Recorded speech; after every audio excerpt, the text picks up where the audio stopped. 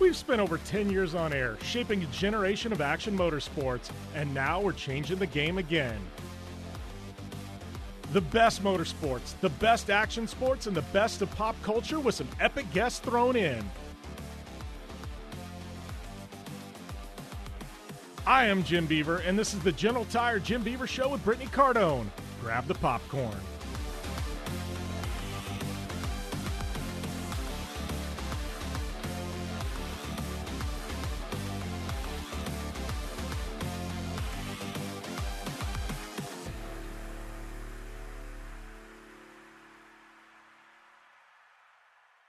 Welcome to the Gentle Tire Jim Beaver Show with Brittney Cardone. This is a special one. We're going to be coming at you live from the Off-Road Expo and the Gentle Tire booth.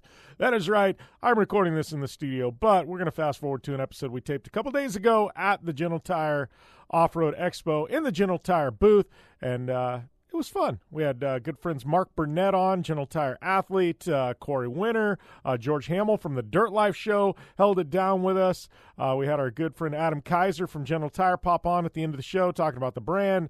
Man, a couple hours long, and we had a lot of fun. Talked a lot of all kinds of stuff. Burnett, you get that guy rolling, and let me tell you, you never know what's going to come out of his mouth. So, fun episode.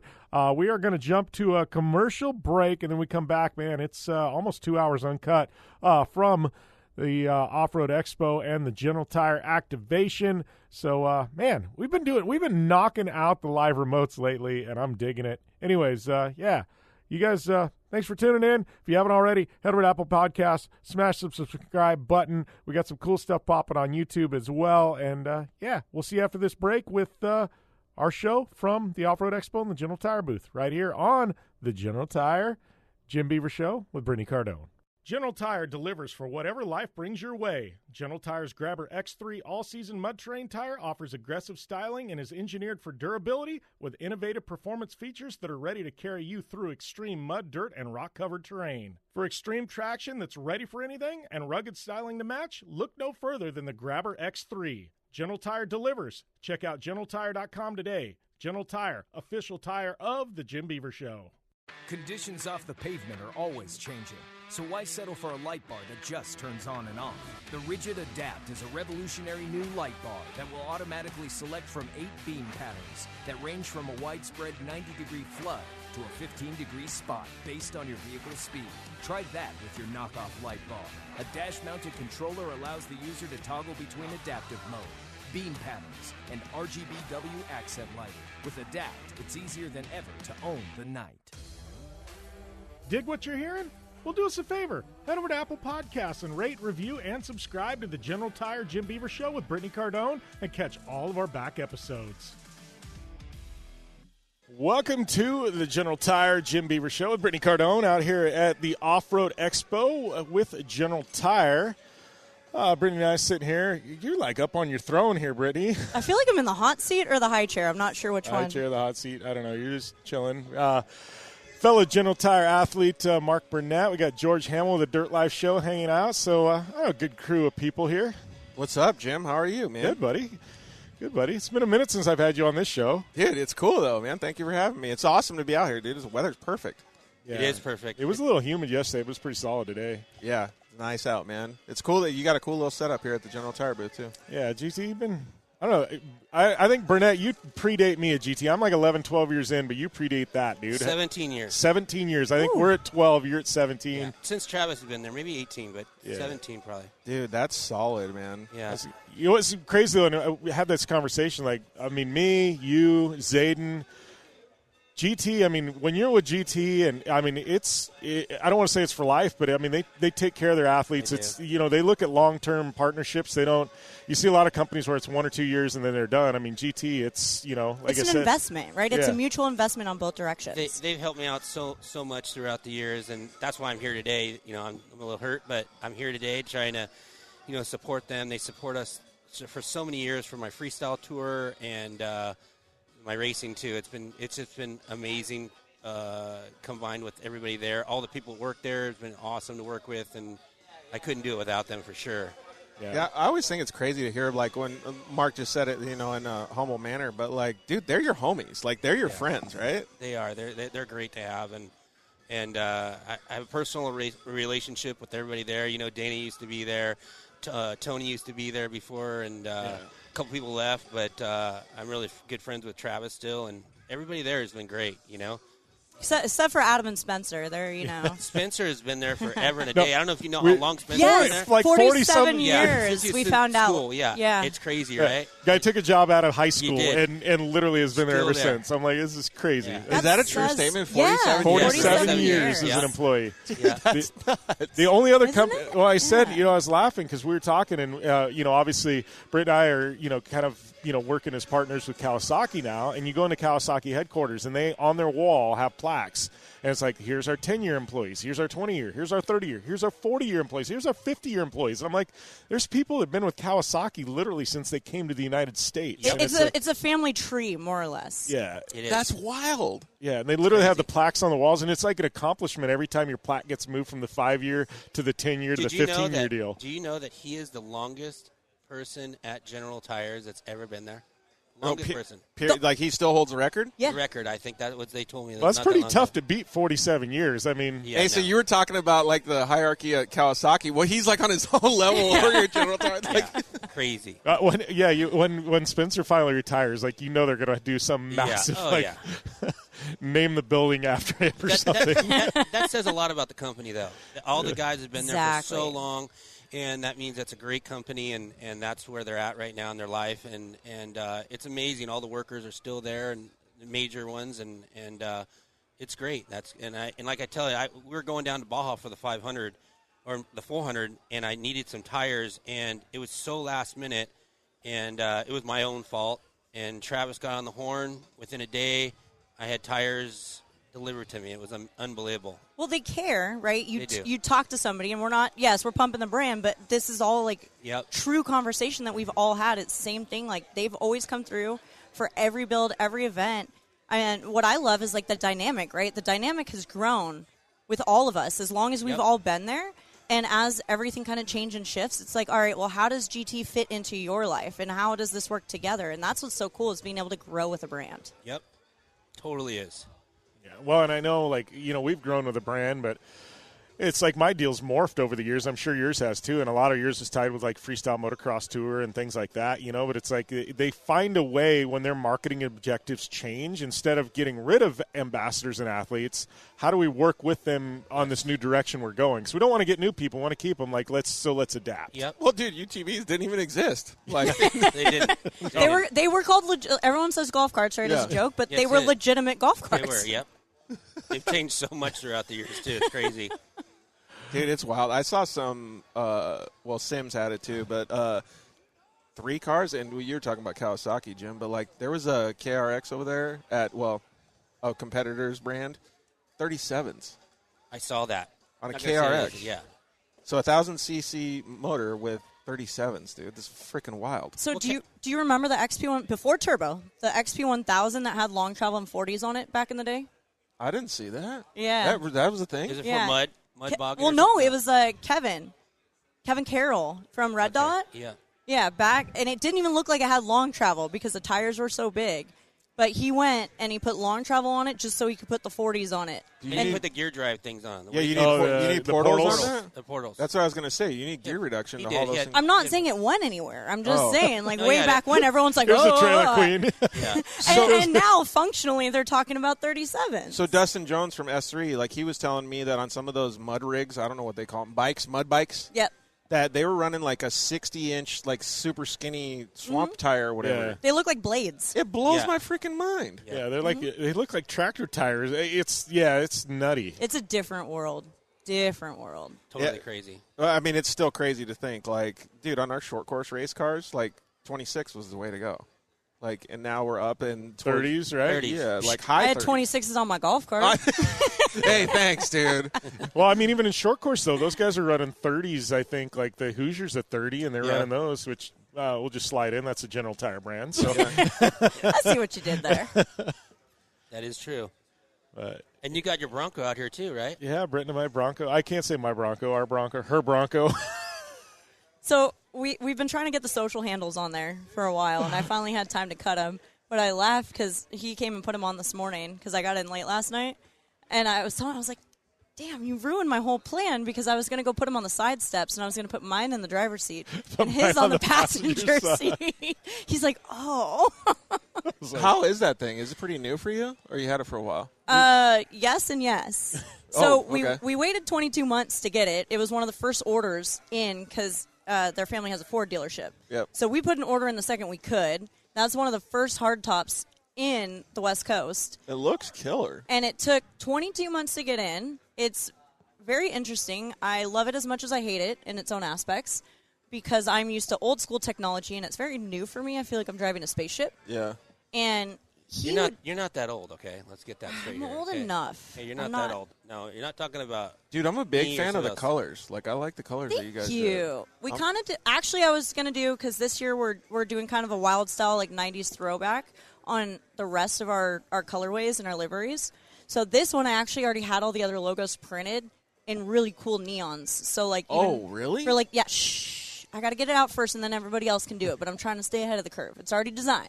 But we were in Moab for Easter Jeep Safari, ironically enough, and I was going to put the stickers on, and we were talking about how clean it was because he did all the prep and did all that, and it showed up, and that was the first time I'd seen it. Jim did? Mm-hmm.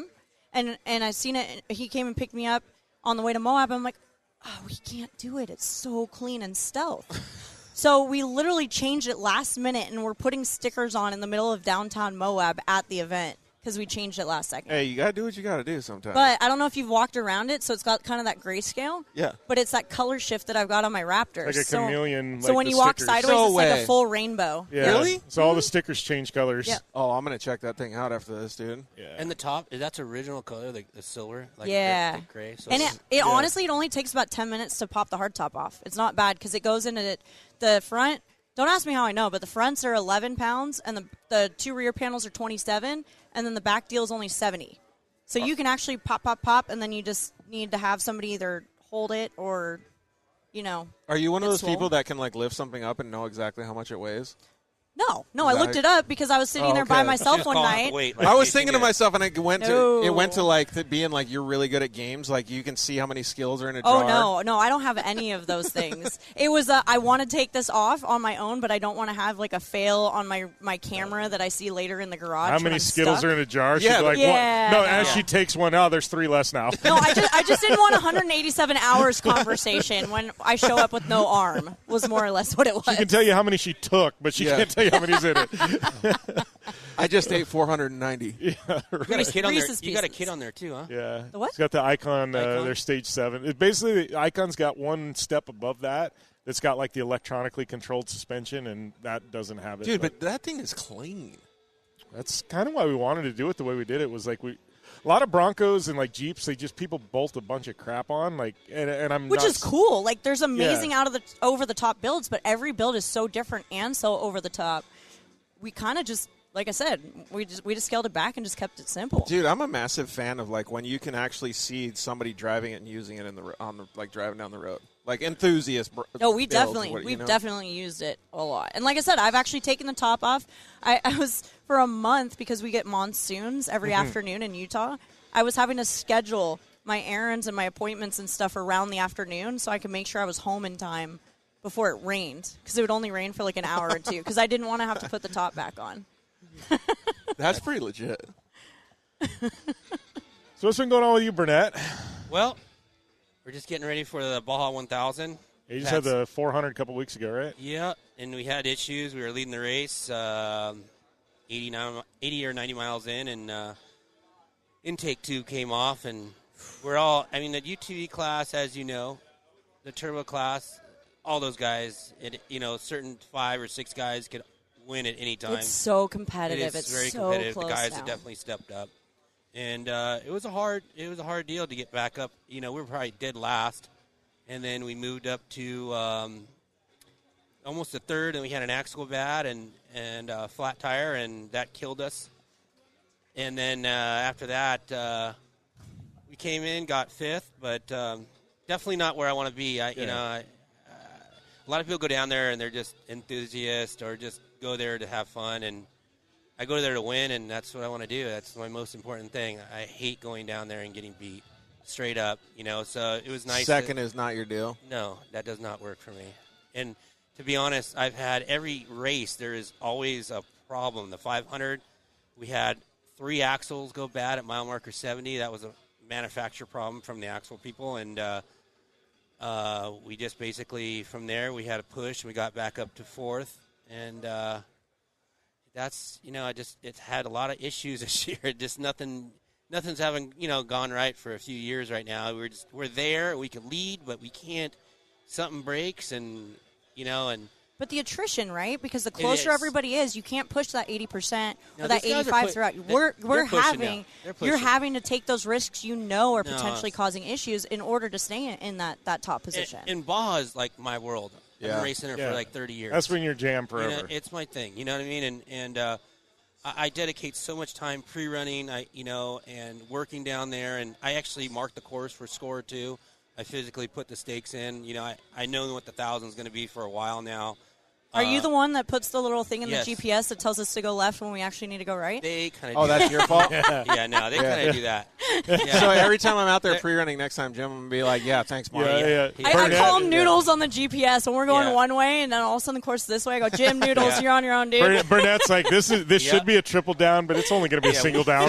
Single down. Forget the single. Just like, hey, they can deal with it. It's not a big deal.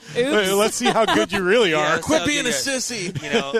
There's other people like Brandon Sims. Don't even go down there and pre-run. He does well all the time. There's a lot of great guys in the class.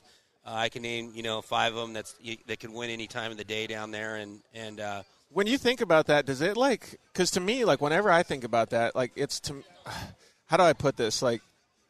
How much more do you have to step it up? Because I don't know. You're breaking stuff. Everybody's breaking stuff, right? But how can you close that gap? Because it's so confusing to me when I think about the racers that aren't Sims.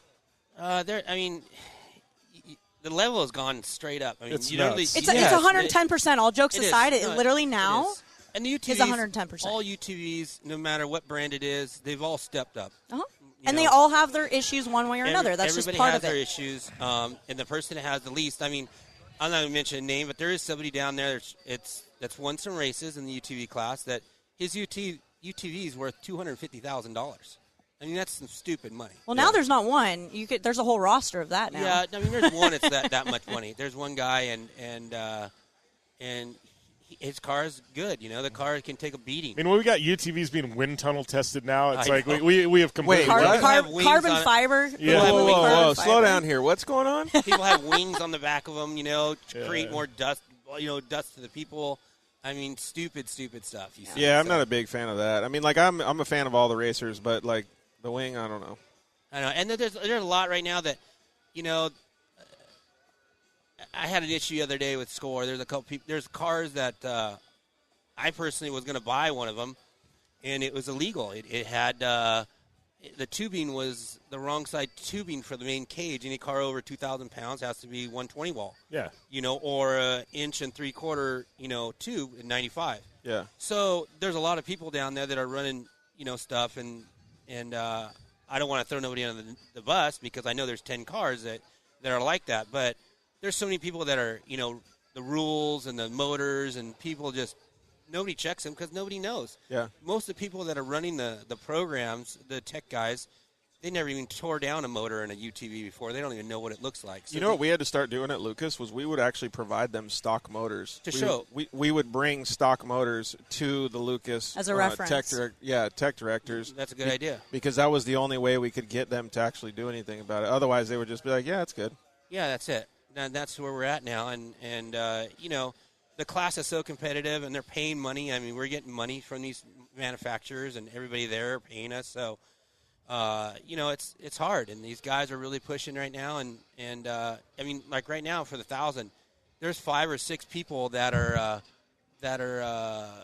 in the championship for points. We're all within 6 points. It's crazy what it is right now. We ran through that last year. It was the same as all the way down to the very last race. Race. We were we're going to race these marquee events, and all of a sudden it kept going. Next thing you know, we had a full roster of a race season. Yeah, and that's where it's at right now.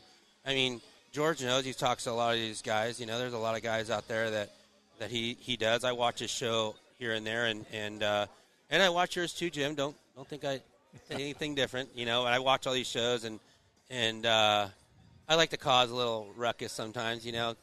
Oh, no, we know. That's why we love you, Mark. Yeah.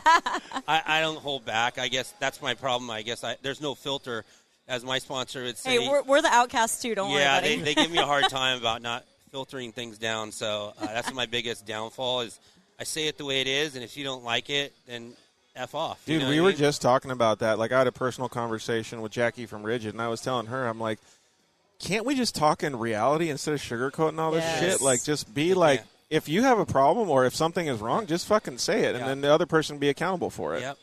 Yep. And that's the way it is. I mean, everybody wants to sugarcoat something, and especially one of my sponsors, he definitely, they come at me pretty hard because I'm very loose-lipped. I say it the way it is, and I know it's not right, but I wasn't raised like to sugarcoat things, and I didn't really have to worry about it as much as I do now because I didn't care. The manufacturers are paying us, so I guess I got to go on their. Well, you made it being a rebel, right? I guess. And then now you got to cross paths a little bit. Yeah, I have to be a lot softer now. Hey, so if he's going to be the character like in a Pastrana and Deegan battle, is he the Deegan guy or is he the Pastrana guy? I feel like Mark. No, I've grown up like. He's like, I've thought about now this. Mark's going, now you're talking about my world. This is my world. Freestyle is my world. I started it 25 years ago. Oh, we know. I was the first guy to ever do freestyle motocross in Vegas with Travis Pastrana, the first show ever. And then I was the one that produced Freestyle Rams. And I've known all these guys, and Deegan was an asshole. You know what I mean? He was straight up asshole. You can send that to him, and he was a dick. Well, I was going to say, I don't think anyone will argue when you say was. Like, the guy's the nicest person in the world, but he's a business guy now. He's totally different than what he was. And Deegan will own that. Like, that's why I said. I sat down. You don't have to say I was. sat down at his ranch in SoCal, compound. Hey, you were right next to my house, man. Yeah, I sat there for 2 hours and did an interview, and I started asking him those questions about your beef with Pastrana and this and that. And he goes, dude, I was an asshole.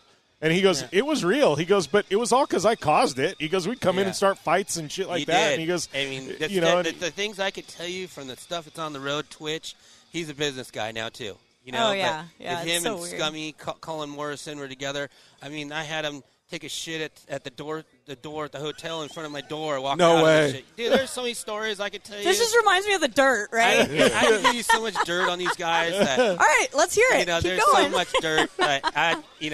You can't stop now. There's a lot of dirt. If you only knew. If Girls Gone Wild in my tour buses and things like that, I make that show look like nothing compared to what's on my road. The stuff that you see down the road. I mean, we were driving down the road in a motorhome, and there's a quote on ESPN. They did an article on it. And Matt Byton, good friend of mine, 7-time step-up champ, or 8-time, I don't know what it is. And these guys are all drunk in the back of the bus. And I'm on these pills. They're called super stackers. You get them at the FJ. Yes. All the to keep you awake. Yeah. Or the Hornets and all that. And this is. He chased them down with a red line. So they've got dietary supplement. Yeah, they've got 3 versions. They've got the energy version, they've got the Viagra version, and then they've got the lose weight version. Right here. Burnett was on all 3 at once. Yeah, I was driving down the road, and these guys, they play stunts on you and stuff. They're drunk, and Matt Byton would get up, get naked, and put his balls on my head, and it got me so pissed off driving 70 miles an hour down the road. Jeremy Lusk is no longer here. Rest in peace. He was in the passenger seat with me, and he knew it got me pissed off. And I seriously, 70 miles an hour, I didn't care what happened. Got out of the seat and started beating the shit out of him out in the back. Dude, hilarious! It's on ESPN. You can read it. You know what I mean? And he'll say, "Yeah, Mark beat the shit out of me driving down the road. Let go of the steering wheel." And Jeremy Lusk had to come over and grab the steering wheel and drive the motorhome and trailer. That's the best. There's some crazy stories on the road that we've had, and I'm blessed to have all those opportunities. Those guys, just as much as I gave them, they gave to me. So that tour was, it's changed a lot now. It's nothing like that, like it was. No, but we're talking about, right, we all have this kind of golden era of action sports. Oh, yeah. And there's so much of it that's resurging now. And I love it. I love this whole I don't want to say throwback, but this comeback of the action sports well, and all the OGs. We need it because sometimes it's kind of boring these days. Well, we were talking about all the videos, right? You wait for all these videos that used to come out. And we'd wait and try and get them and get in line. And now it's just everything's on TikTok. I laugh because you're sitting there going, oh, ESPN. And I'm like, oh, well, today's TikTok, right? Like, yeah. It was easy. It's still an article there. But I'm just saying, like, the guys now are using ramps. The ramps they use now aren't landing ramps. They're airbag landings. So that's the new thing. The riders, I think, in my eyes, it's definitely safe for the riders. It's better for the riders. But it looks like they're pussies now versus what they were. X Games. We've been talking about this for a while now. Dude, if I could rewind and wear a freaking bubble, I would. I promise you that. Legit, her and I are sitting in a hotel room in New York City in Manhattan, and we're flipping through the channels, getting ready to go out, and all of a sudden we're like, oh, X Games is actually happening. And it was freestyle on 110s.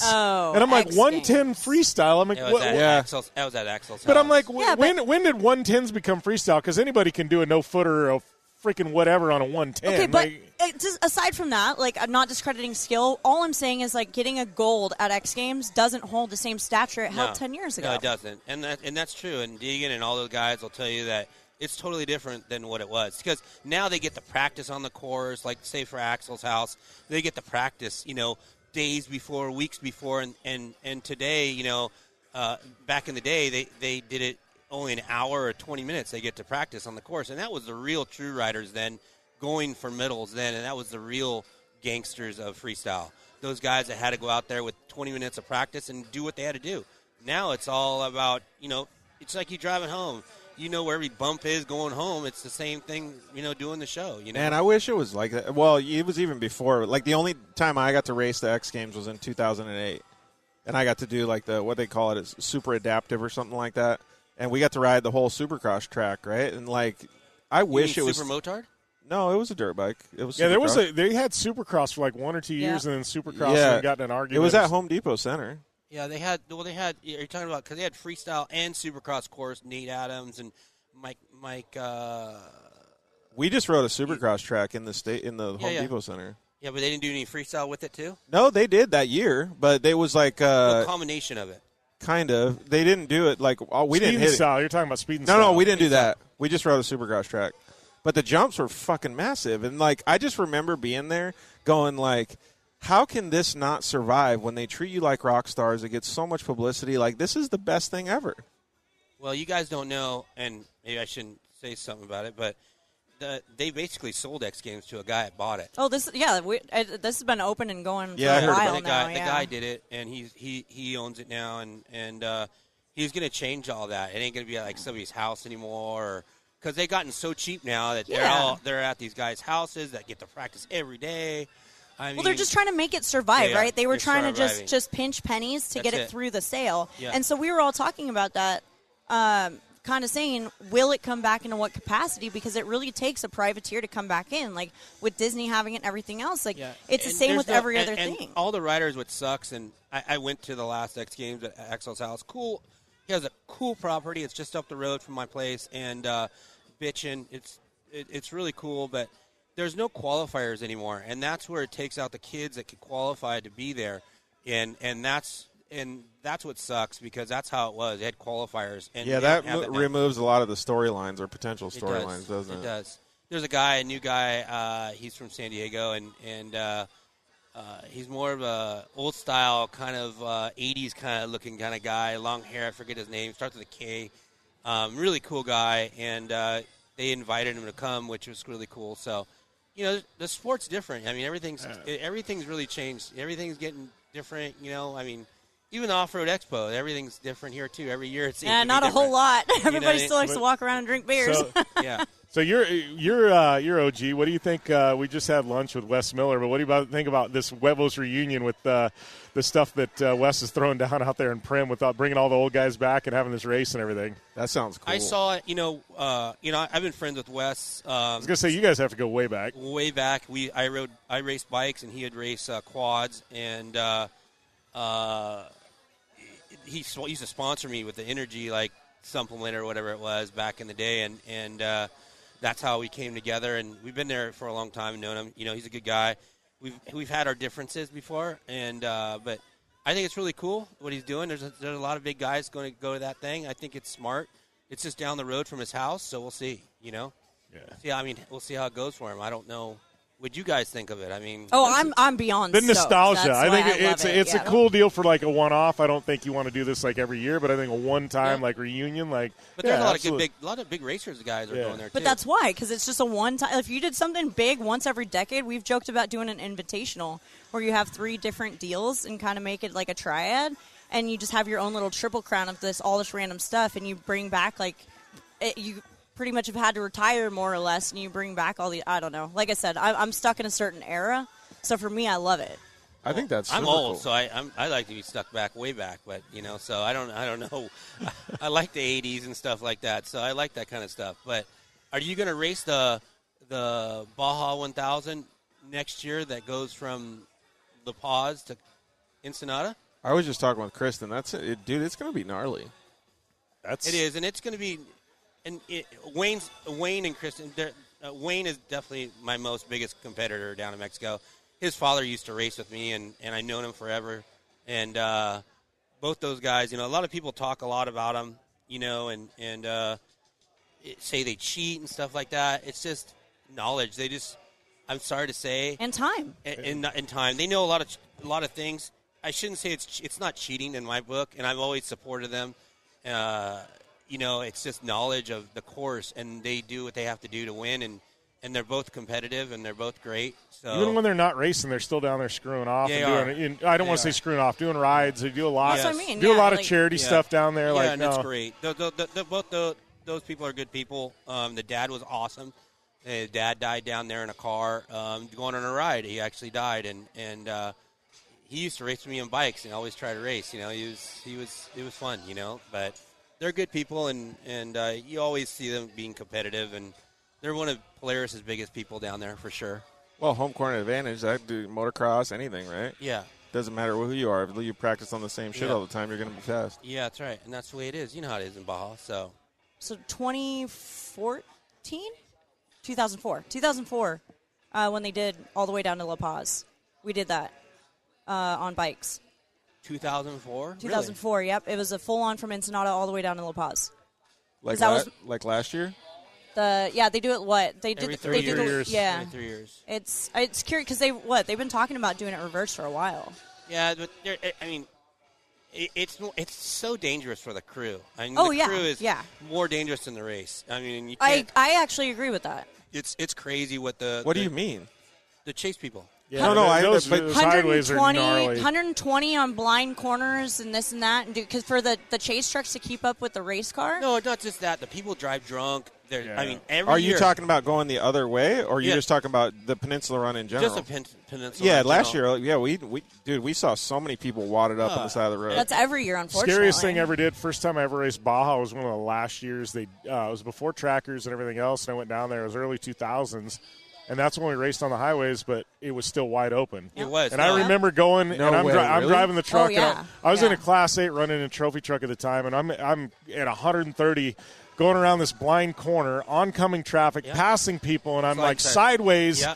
And on I'm asphalt? Going, on asphalt, because you used to race with traffic, everything else. It was just free for all. You know what you're doing? Knowing what you're doing in racing, right? And I literally, after that, I was like, they got to change something because I don't ever want to race like this again. Yeah, they did. They changed a lot. I mean, that's like literally dodging bullets. You were. It was crazy. You were Russian roulette with your life in Baja in those days. And other people's, unfortunately. And other people's. That was crazy. I mean, Danny Hammel is the one that got me started in Baja. I used to be a mechanic at Kawasaki, and I used to be his mechanic. I raced motocross, but I was a mechanic there at the time.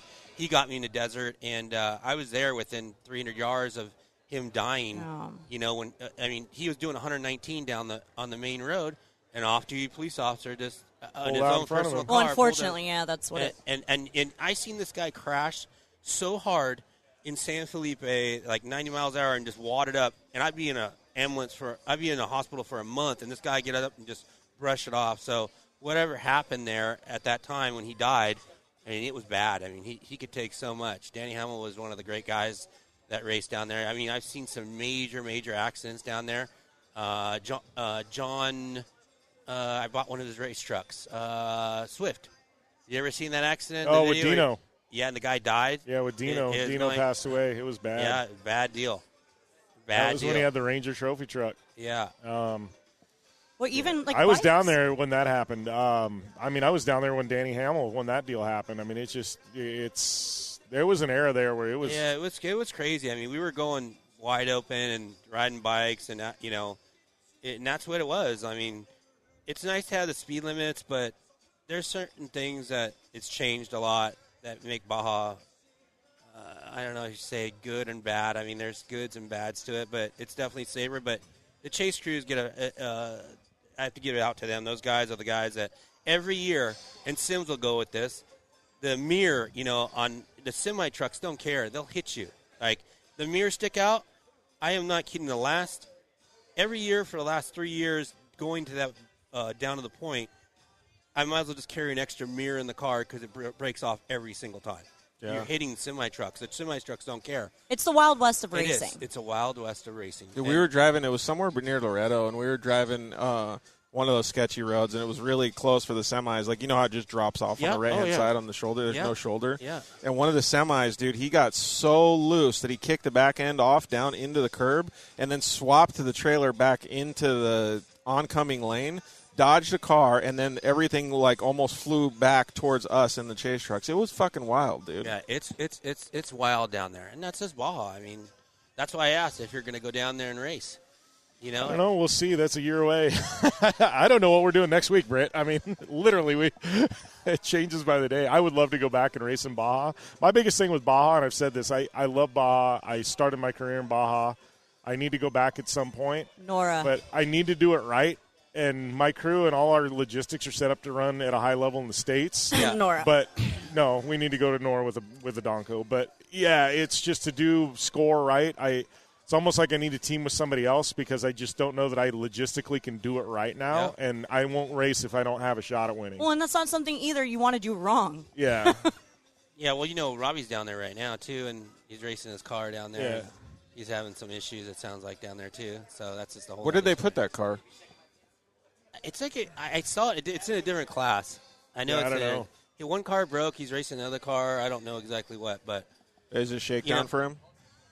Yeah, he's going to race 1,000, 4 of them. Oh shit! He's going to race 4 of them, so it's going to be pretty crazy. So we'll see. But for us, I mean, we're getting ready for 1,000. We got a new car. We got a couple new cars, and we're looking forward to it. But I've had some issues lately, so we'll see how things go.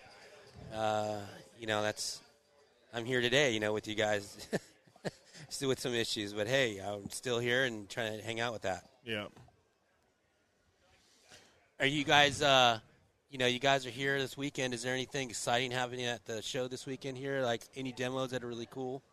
I don't know. We haven't really walked the show too much yet, so we just kind of got here and things are kicking off. I don't know. What do you heard, George? Anything cranking? It's so weird. Off-Road Expo now because Sand Sports has become like this massive mega event. And it's like you've got this kind of... Well, they have the course release, right? That's kind of what's going on right now. Yeah, Score's got the course release. They're doing the map release right now. I have it on my phone. Yeah, because somebody sets up the markers. Yeah. 3 o'clock for everybody that's not Marc Burnett is a big deal happening in the scoreboard. Exactly. And I know that the Terror guys have their demos tomorrow, like they did at Sand Sports. So that's one thing that I was going to ask is, like, when I walked in, Blake Wilkie was doing donuts in his... what do they call that car again? Megalodon or whatever it is. The Trophy Bug? The Trophy. No, that's at the Ridgid booth, but his other Volkswagen LS car. But how many tires do you think he goes through just doing demos and burnouts? Like, not even on the course, because it's got to be wild. Like, that's the first thing that I came into my mind walking into the show today. And then the second thing was there's a lot more trucks, Jeeps, and stuff like that here than at Sand Show. Well, this is the anti-Sand Show. That's why. This is so Sand Show is the side-by-side super show now. And this is the this is the garage fabricator. I want to go sit down, look at it, tell you how I can make it better, or show my stuff. There's a lot more like local. This is the culture of off-road and all the OGs of like the big cars that they're the only ones that still haven't converted to UTVs. Yep. And then Sand Show's like the SEMA for side-by-sides. Well, got it. I don't know if you've been to I think Jim's been there and did some stuff with them, but General Tires, go to SEMA. They're not going this year, if I'm not mistaken. No, they won't be at SEMA this year. But if you go to SEMA, there are booths outside, and all they do all day long in these little M3s or M5s or whatever the BMWs are, they're drifting. And they go through so many tires. Seriously, the trailer could be stacked with tires, and they burn them off all day long. I think Blake does the same thing. Yeah, I'm sure he does. Dude. I mean, he's a good advertiser. I'm just surprised California's even allowing this right now. Yeah, Maybe they're not. They don't know about it. Yeah, But yeah, it's cool. I'm glad that you said that though, Brittney, because this is a fun fact. This is the first time I've ever been to Off-Road Expo except for in Arizona. Really? Oh, Yeah. and very different shows. Yeah, I had to go there twice with Yamaha just to help them with stuff. But so this is the first time I've been to this one in California, and that's why I noticed that it was so much different than the Sand Show because I've been there twice. So, but it's cool. I like it, man. I like the vibe here. Oh yeah, it's for being 2 weeks apart. They're completely different shows. Yeah. Well, it's like, General Tire's not at Sand Show. I don't think MagnaFlow's at Sand Show. I'm just looking at the companies that are, right here close. Like, it's different companies that are, here. But you don't have Pro Armor, HCR, companies like that displaying here at Off-Road Expo, So well, they're not cheap either. I mean, things aren't cheap to display things. No. I mean, the booths are not cheap, but they went to the Sand Sports Show. That's their industry, and that's where they're at. For Can you UTVs. buy stuff here? Yeah. Oh, okay, cool. No, but that's what I was saying. Like Sand Sports, you see everybody. They've got the strollers. They've got it filled up. You've got guys walking around with dollies. Like they basically plan all summer. They figure out how they're going to build their car, and they buy everything at Sand Sports. They're ready to buy and start. Yep. I saw one of those guys with like one of those big ass carts, like bigger than Home Depot. And he walked out, and I was like, dude, how are you going to even load that up? You got trailers? That's how, I mean, They do that. a bad weekend at Sand Show, a bad year like there is $100,000. But here, everybody shows up for ideas, inspiration, talk to the builders. Like, it's just a completely different dynamic. Yeah, like I'm going to go look at the colors on your car after this for inspiration. Yeah, exactly. I'm building a Pro R, man. That's When you okay. guys, You can when match, you it's guys fine. going to come down and go pre-run? we got a 2 shows here talking down. Let's go down and do live with a little. we got a KRX pre-runner. We're getting ready to. I'll get some have San done. Felipe tacos. I'm all right with that. San Felipe tacos suck. Okay, I'll take you some real tacos. Okay, We got You can't some. compare to those- We those got things. some down. They were called Picadillo tacos down in Constitution. Oh my god, like that. Honestly, I still haven't had better tacos. Everybody's like Trolero's the best or Taqueria El Poblano. Nope.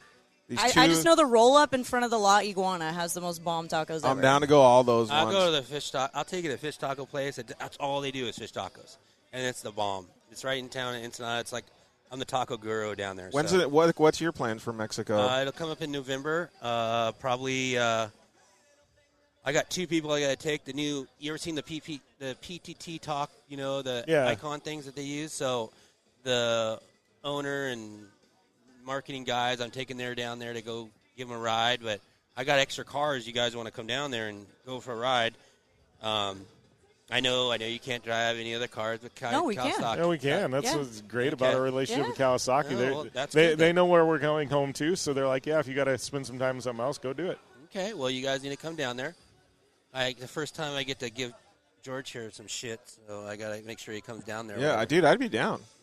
I just got to see. We're supposed to do some stuff with Craig and Scanlon Motorsports Group with some Who? stuff. Yeah, that guy? who the fuck Craig. is that guy? Who's that guy? That old retiree. Yep. Yeah, retiree guy. Yeah, We all love you, Craig, if you're listening in. I have to give him shit all the time. He knows I'm a shit talker, so he just brings it right back What? to me. No. Yeah, he knows it. No. He knows that. He knows the deals. I already told him, like I said, I wanted to give him some green paint on his car, so he was like, "Oh, that's going to be Matlock and them you're going to do," and I'm like, "You're first." You ought to go get a green paint pen because the car's on display I was here. thinking And the just same go put thing. just go put a couple dots of green I will. paint on No, the rear I was gonna bumper. do autograph, Marc Burnett on the Yeah, back of the bumper. Mark was here. Yeah, he pulled right over. He was awesome. He didn't even give me a hard time. We've actually been talking about that, right, on the kind of the divide right now with the UTVs, just as it grows, right, and there's so many people that haven't raced UTVs before as they're entering, and just kind of that, the culture and the sportsmanship and how much it changes from one side to the other.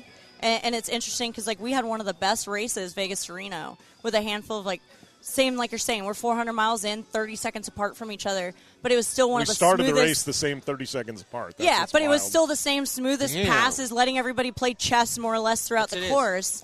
And, like, who you allow to pull, like, get in front of you versus like people that are mix the pack, and it just kind of like. How intense was it though, or were you guys just being nice guys? It was. Dude, we got out, and like I said, there was a subdivide in the classes because of how they grouped all the everything. Pro Rs up front, so the and Pro then you Rs had are our gone, race. and then ours. But we get out 400 miles in, and he and I are trying to do like a 30-second pit change. We're getting ready. We're running. Everybody's yelling at each other. We're doing driver change. Blah, blah, blah, chaos, and everybody else at the pits are looking like you guys are halfway like through the race. You guys aren't leading. We don't get it. And we had a race going on within the race. Yeah, it was Jamie Campbell, us, and Maddie Wedeking. Yeah. And literally we started Campbell, us, Maddie.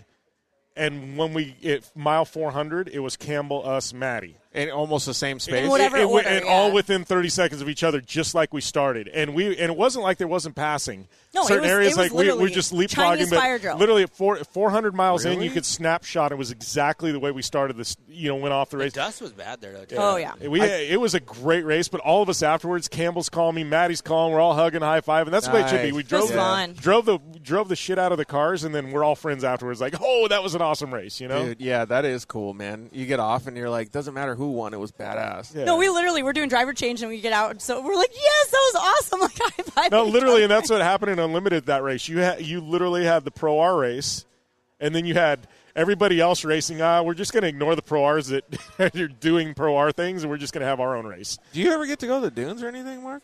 I do. I was going to have to go out maybe for the Camp Razor thing or that weekend out there because my sponsors are going to be out there. But and what does Brittney say? You don't have to go out. Yeah, you get to go out. Yeah. I get to go out. Well, Mark's like, no, I have to go out. I've been racing since I was 4 years old. So, I mean, it's been a long time for me, and my youngest kid, he just turned 11, but he can drive everything. I mean, the forklift, tractors, trucks, tour buses, cars. Semis. No, you can. It's semi. And he has a new RS1, and kind of scares me how he drives that thing. And he just jumps it, does all the crazy stuff, and I got to focus on, it's time for him to get into my seat and get going, and that's where he's at. Just like Robbie Gordon's kid, he has so much potential. He's good already, but he has tools that Robbie never had. And I used to race with Robbie Gordon on motorcycles back in the day, and there's no comparison to what the kid has now to go to the next level. I mean, he has so much, and Robbie has so much skill to teach him and stuff. So you definitely see him, Max, doing something in the future, big. Oh, passing of the torch, right? I mean, it's going to be way beyond what Robbie had. I mean, you can't compare. It's like apples and oranges. Robbie has all the connections, and the kid's good. Try apple and apple tree. Yeah, apple tree. Yeah, he's the tree. I mean, he's that good. So Dude, just imagine in like 20 years when he's taking over all the T-shirt sales in Mexico. Yeah. Like, that's going to be so cool. Yeah. I mean, that it's funny when you say that. I noticed the T-shirts are now, they're starting putting UTVs on T-shirts now. Yeah. Did you notice that? Yep. Actually, she has one right there that Score did for me. Yeah. It did a Bitchin'. Hey, golf carts are taking over the clubhouse. That's all I'm saying. They are. All these, all these sanctioning bodies realize like the bulk of their entries is coming from UTVs. It is. Like it you've really got is. the UTV divisions, and then you've got 6100 and trophy truck, and that's pretty much it. I mean, you talked about Glamis. Here's the stupidest thing I've ever heard. But, hey, people will love it, but there's going to be more people dying. So the Polaris, and I keep on bringing up the Polaris. I know you hate that, but I don't. I don't mind. Yeah. The Polaris R, whatever you call the Pro R, R. whatever. You don't have to wear a helmet in that car. Yeah. No, it's because Doesn't mean you shouldn't, but you don't No, have I'm to. saying that's just another. Well, it's a loophole, issue. is all it is. No, it's a loophole, but you're going to see more people get hurt that way because all the people that drive those things, 90% of them can't even drive and never drove a UTV, so they're going to crash. We were going to actually have a podcast, Jim, like about this, like about the actual rules. So Russ from Buggy Whips was telling me all kinds of crazy shit. Like, you don't have to wear a helmet on a two-wheel motorcycle in Glamis. Or a sand car. It's not or a sand a law. truck. No. It's not a it's law. It's only UTVs. That's it. You can go ride your dirt bike, a 450 that can go 1 billion miles an hour in Glamis and send it with no helmet. You can go ride a Pro R in 48 other states It's without the a helmet. stupidest That's thing on legal the too. planet, right? But it's a thing in California, right? Because it's a thing. It's got to be a thing. Well, it's also California because they have the stupidest That's laws what in I'm the saying. world. But They do have stupid laws. But I mean, I didn't go to the desert probably for 10 years at Glamis until 2014. When I was younger, I watched, back in the day, Glamis was gnarly. Oh, yeah. Maybe it was less than 10 years. Maybe it was like 5. Digging ditches to steal ice chests. I mean, you'd see drag cars, like the long wheel drag cars go up the hill. There was no whoops, and they'd go up the hill and race. Well, this kid and his dad went up to the hill on bikes, and the kid made it on this 80, and he was so pumped. He got up there, and they're watching the cars go up. Well, this drag car doing 120 miles an hour went up the hill, and it wouldn't shut off. The gas got stuck, and the dad and the kid were there, and the dad jumped off, didn't grab his kid or anything. The kid stayed, took the kid's head right off. Ugh. And it was like there, and it was the most traumatizing thing. I was like 100 feet away. Most traumatizing thing I've ever seen out there, and I mean, it's people need to be out more there. careful, man. Yeah, at the end of the day, it's gnarly out there. You know what I mean? It's not like it used to Glamis be. scares me on big weekends. Oh, yeah. No, I like Glamis on off weekends 10 times better than I like holiday weekends. And my kid wants me to go take him there, and I was like, no. It's just so crazy out there. And the parents, a lot of parents, they're drinking too, and they don't even take care of their kids, and it's just crazy out there. So that's kind of why we wanted to talk about it, just to see if we could help people understand a little bit more and be a little safer. And you don't have to not have fun. You just have to I like be conscious. that. Like education over a debate, I really like that concept because there needs to be more of it. We were actually talking about like with the races, with all the new entrants. Yep. There's certain series where you need to learn how to use the GPS. You need to learn how to use the tracker, right? The push to pass, all that stuff. Because all the accidents, a lot of the accidents anyways, everywhere. We've heard recently in these series, the past 2 seasons, have been about new drivers not understanding the rules, the flags, when to stop, when to not, and you're seeing people Phil Blurton's crash at Well, Silver I State. wasn't trying to be specific, but that was my case in point because somebody knew, had the tracker go off, didn't understand what it meant, and just stopped in the middle of the race. What you said right there is like rentals, you know what I mean? Yeah. Like rental rents all their cars, and I know Jonathan. Well, just really arrive and drives in general. They have no idea what's going on, and they stop in the middle of the course. And dude, Phil's a badass. Okay, he's a badass, and his car is really light. It shouldn't have been as light as it was, but I mean, he's lucky he's still here. I mean, that was a gnarly. Says something on his engineering. But. I mean, he's lucky he's still here. I mean, that was an ugly crash. Another guy that could have been so easily prevented, though. Yeah. And so there needs to be some sort of safety course that you have to take, like Nora. That's what I do like so much about that race is before you're able to pick up your physical GPS and your tracker and get the files, they make you go sit down and take a stupid 20-minute little video course. And really? And they banned you. So when they banned you, literally all they do is that. show you how to use a push-to-pass, and they show you your GPS basics. So instead of being, like, private on this or that, they make you go through Crash 101 course, like, acting like nobody's ever been in the car before. And so those that have done it, are kind of annoyed. I'm like, whatever, who cares? Because how many accidents did you prevent or whatever? Dude, that's good. And it was awesome because everybody used it the way it actually should have been. But it was a 20-minute course. Everyone could go. It was a repeating video like when you go go-karting. Yeah. How they have that video before you get your helmet. It was that exact same thing. Did they get pushback from the people that were watching it or No, not at all, because it was short. It was 15 minutes. That's you went, cool. you sat, and you left that room and went to the banquet room right next door, and they gave you a wristband when you left the room, and you showed your wristband and you got your tracker. And it was so much easier because everyone knew what the basic course markings went, where the flags meant. That's cool. And then they gave you your hazard sheet, so if somebody didn't print it out online, they had a duplicate copy right there. Like, it was honestly what they did preventatively and how quick and easy it was. I don't think you could hit people there either. I don't think you could. Can you, Nora? Well, you can, but the thing is they do it a gentleman-style race, which is awesome because for us, we're racing a 74 Bronco. We're not going fast. But if you stop and help, like we had somebody go off course and they were in a ditch in a UTV, and we stopped to help them because they look at your tracker. You just submit your sheet. They have a little sheet because we're using road books. We've got GPS, but we also have road books. So they have a submission form on your road book. And at the end of the day, when you go through the finish line, you fill out this little deal, you drop it in the box. And by the next morning, they already have your time adjusted. Wow. They look into it. They check your tracker. It shows that you're stopped. A lot of people are racing that race. They like that race. Oh, it ruined Baja for me because I'd always been down there for the Baja races, and I loved it and the adrenaline and everything else, but it was stressful. And it sucks getting halfway down and having all this stuff happen. But Nora is so cool because it is like a family, and then when you get done, they have a catered meal for you. They hand you a beer at the finish line first off, which is a bonus.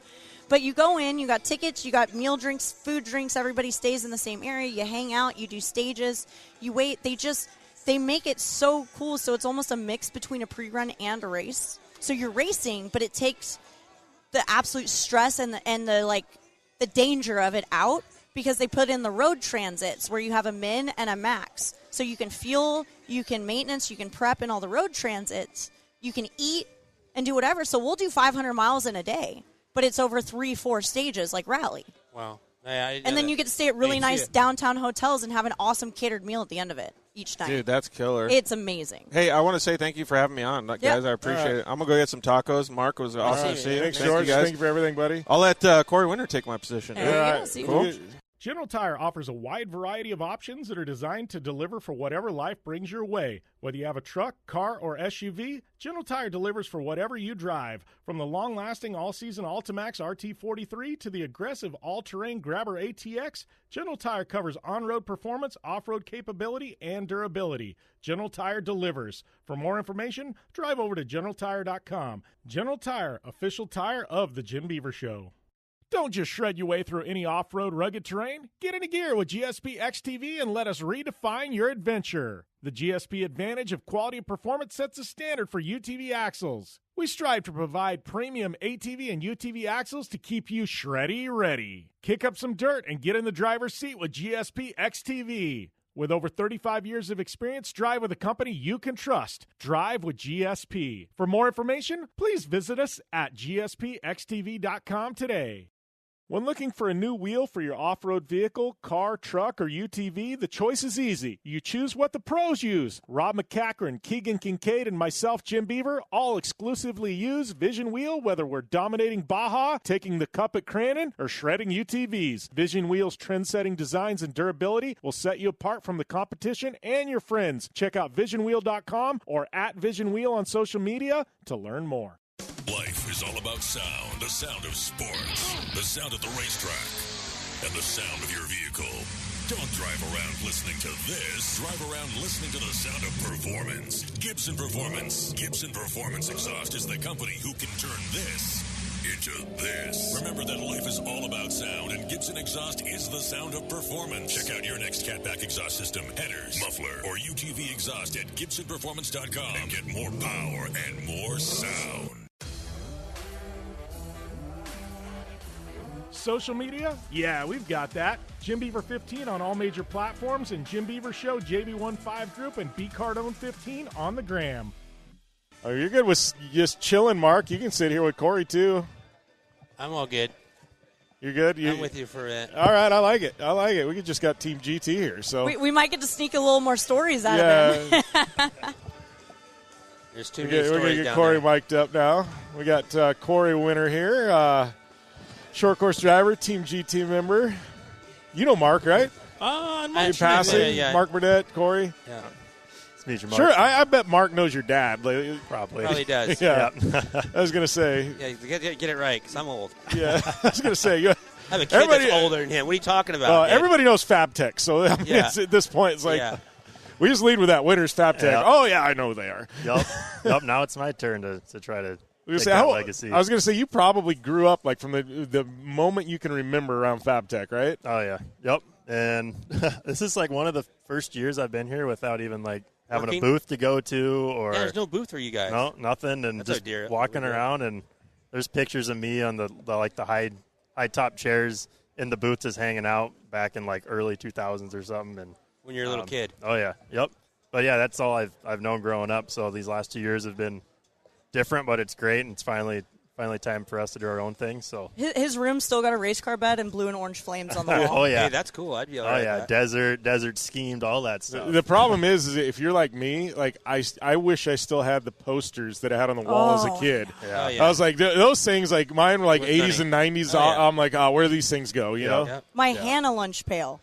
If I still had my Bob Hannah lunch pail. Yeah, I'm sure I can still find some that I rolled up when we were moving and stuff that I'm like, I can't throw that away. There's something behind this one. Yeah, is your dad has he officially tapped out from racing, or do you? Yeah, he has. He's officially like tapped out. Yeah, he's done. So he's just letting you carry it now, pretty much. Yeah. What would it take to get your dad out of retirement? I honestly don't know because I don't even know if the conversation's ever been brought up. So I'd Nobody's ever retired from racing, right, Mark? I mean, everybody says they are, and then nobody's really. I will take it back. Honestly, I think Nora would be probably the only thing he would do. See? We were just talking about Nora. Yep. I'm trying to get everybody on the Nora bandwagon right now. And Marty Fioca from Crandon, every time we see him, he's like, you guys just got to go down there. You got to go down there. It's fun. It's chill. And I think that would probably be the only thing he would do. He'd probably take his pre-runner down there or something. But your dad doesn't have the race truck anymore because he had a badass Class 8, right? Yeah, Class 8. And he's still got his pre-runner and cantilever, all that stuff, and it's been all redone. Cantilever. So old school. Yep. No, let's go even further back. Quarter elliptics. Quarter elliptics. Yeah, now you're getting a little too far back. No, for me. so my dad, literally, because the old Class 8 that we sold had quarter elliptics. We sold it, and my dad kept one set of quarter elliptics as spares that we saw at the race shop. Keep in mind, these are like 500 pounds of spring pack. Huge. But I was like, Dad, what are you saving those for? And he goes, you don't know when I'm ever going to need them again. I'm like, when are you ever going to need them again? He looks at me and goes, when am I ever going to convince somebody to build me a quarter elliptic spring pack? He goes, I need to have a set because even 50 years from now, he goes. Maybe go race Nora. You never know. So I was like, yeah, or he's going to have all the parts to build a beautiful Class 8 when we convince him to. No, what's going to happen, Britt, is 40 years from now, you and I are going to be cleaning out the race shop and going, and what we're are we going to doing have a Class 8 we didn't know about. That's it.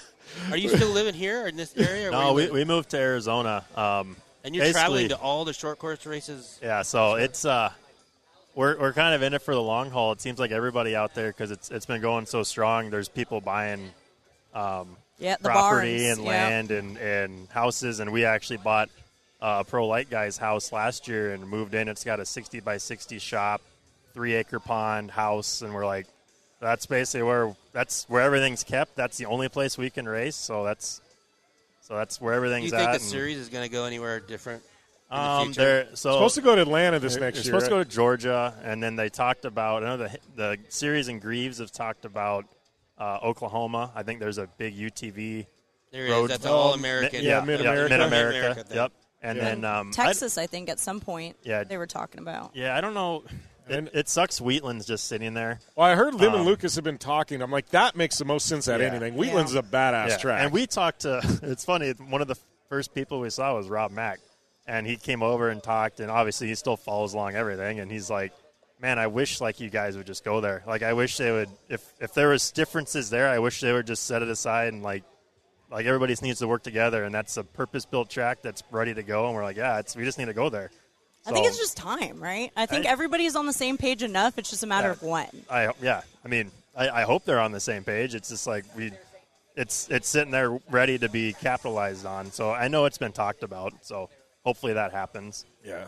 You're in the Pro 2. Pro 2? Yeah. Okay. So you're in the bigger class. Oh, yeah. The other class is like just sketchball kids that are just everybody. Oh, Pro Light? Pro Light, yeah. Pro Light. Yep. Well, the UTV stuff in Midwest has become Squirrel Fest, too. I know. I heard like that. 40 UTVs out on track at a time, and it's like, lap and a half, caution, half a lap, caution. Yep. It's like if they get 4 laps in any given race, it was a good race. And now they got LCQs they're bringing back because there's so many vehicles. Yeah. It's just crazy. The best UTV short course racing I ever saw was at Nitro Rallycross last year at ERX because they had eliminations. They only took 10 to the final. Mm-hmm. And it was great. It was ERX on the full. Is they going to do that again this year? It's happening this weekend. Today, yeah. Okay, I heard him say something Travis was telling me. It's just wide open, too. I hate to say it, but it was one of the coolest spectating for a UTV.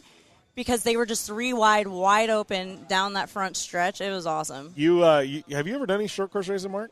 I was going to say, call Nils from Can-Am. They've got they got a couple of Can-Ams like ride and drive deal for Nitro. I know. I talked to them about it and stuff. See, you could be one of those sketchy arrive and drive people. Yeah, that'd be it. I might be a sketchy arrive and drive guy next year. I mean, I came from motocross and supercross, so it's like elbows out. Oh, I know. So how about supercross going back to the Coliseum? Yeah. Yeah, it's cool. I mean, there's a lot of things that's, there's another series coming on, too, with that, so. Oh, I'm not even getting that far. I'm just saying, I'm just stoked that they're racing at the Coliseum again. I used to race you would know, Mickey Thompson, and used to be called the Ultracross class, and we would jump down the Coliseum, down that thing, and it was pretty awesome there with Larry Brooks and Mike Craig, and There's other guys over there. My dad had an old tape, and I think it was like Off-Road Warriors or something. I don't know. He showed a lot of Mickey Thompson footage in the Coliseum. Honestly, that's no offense, but that's where it needs to go. Yeah. Like, you would sell out. Mickey Thompson, when I was a kid, was the baddest thing on the planet. I mean, to see Ivan Stewart and all these old school guys go out there and just bang bars and, bars, but, just trucks. Flatland. And just go for it. And that's where it needs to go with these guys. I just don't understand why they haven't put it in stadiums and did that again. And I know Phelps Entertainment tried it, but they didn't go anywhere with it. Casey Curry was working with them on like some pro light stuff, I think. Yeah, but the problem is it was an exhibition that was done in between shows. It wasn't its own deal. No, see, longer than that, they did have their own deal. They tried to go with there, but they didn't have the manufacturers do it. I actually raced with on the Casey? bikes. Not with Casey. Oh, no. I was just talking about Casey's deal. Phelps Entertainment did it, you know what I mean? Or Pace or whatever it was back in the day. So, I just don't understand why, the promoters of this doesn't do that anymore, because it'd be a hit. People don't want to go to the frickin' $10 to go watch that. They want to drink beers in the parking lot and have a good time like Supercross. I mean, you'd kill it. And then you'd get real sponsors, and even easier than what you guys have. But nobody, I don't know what the deal is there. It just sucks. I like hanging out with Hodags. Yeah, you have your dedicated racetracks back there that will probably have events no matter what. Yeah. Crandon's the anomaly. That's like that's like Indianapolis. Crandon's like even Bark River. They'll have their own race whether they like it. So but like to expand, I know a person that's been like huge on that is like Kyle LeDuc. He's very vocal. He's like, hey, like, why are we not building these jumps like this, show true capabilities of what these trucks can do? Why aren't we building tracks like that? Like, they're trying. I haven't been too involved in seeing where they're going, or I know they're slowly trying to expand. I just don't know about the whole arena thing. One of my favorite tracks they had, and that one didn't, it's gone now, but was when Lake Elsinore was there, and that was like a supercross track. Yes. Yeah. And you'd watch those things, and and all of a sudden you got a Pro 4 like 30 feet in the air in front of you, and they built a supercross track in Lake Elsinore for short course. And, obviously it's not around anymore, but that was freaking awesome. Well, they had it down at my place in Otay. Then they started. I forgot about that. Yeah, it was big there, too. It was back in the day. It was big. But that's where I still say that needs to go. I mean, that's just – it sucks that you guys – it would make your thing so much better, and it would be awesome for the fans. You know what I mean? Not very many people want to go out to certain places and still, like they still want to have concrete around them. Everything's dirt. Some people don't even go there for that, So it's just different people. A lot of those guys, they used to race motocross and short course stuff in the stadiums, but, I mean, most of those guys are all gone now. And you got kids like you out there, Yeah. And like me, that's all I had known growing up was tracks you saw like it. that. And like even here, this track back when the first core was around. Yeah, I raced a trophy car here. They dug a hole in the asphalt and they made a track, and it was different than anything like we've ever seen. We were talking about that the other day. That's what would be awesome to see is like these other tracks, new areas, and new fans, and just something different. It seems like they added another track in Anago, Wisconsin, and it's kind of they tried doing rhythm section stuff, but we're back to that same horseshoe kind of track, like the one right-hander and then 3 left-handers and same shape and everything. And I think that some guys are like, we're always trying to constantly look for something different. So I don't know. All right, Circle 8 short course. What was that? You said something different. Circle 8, Circle 8 short course. Man, you want to add even more damage to the trucks that are out there. I mean, it's like NASCAR. That's where everybody goes, right? When Nitro did it, they used to have the over-under, though.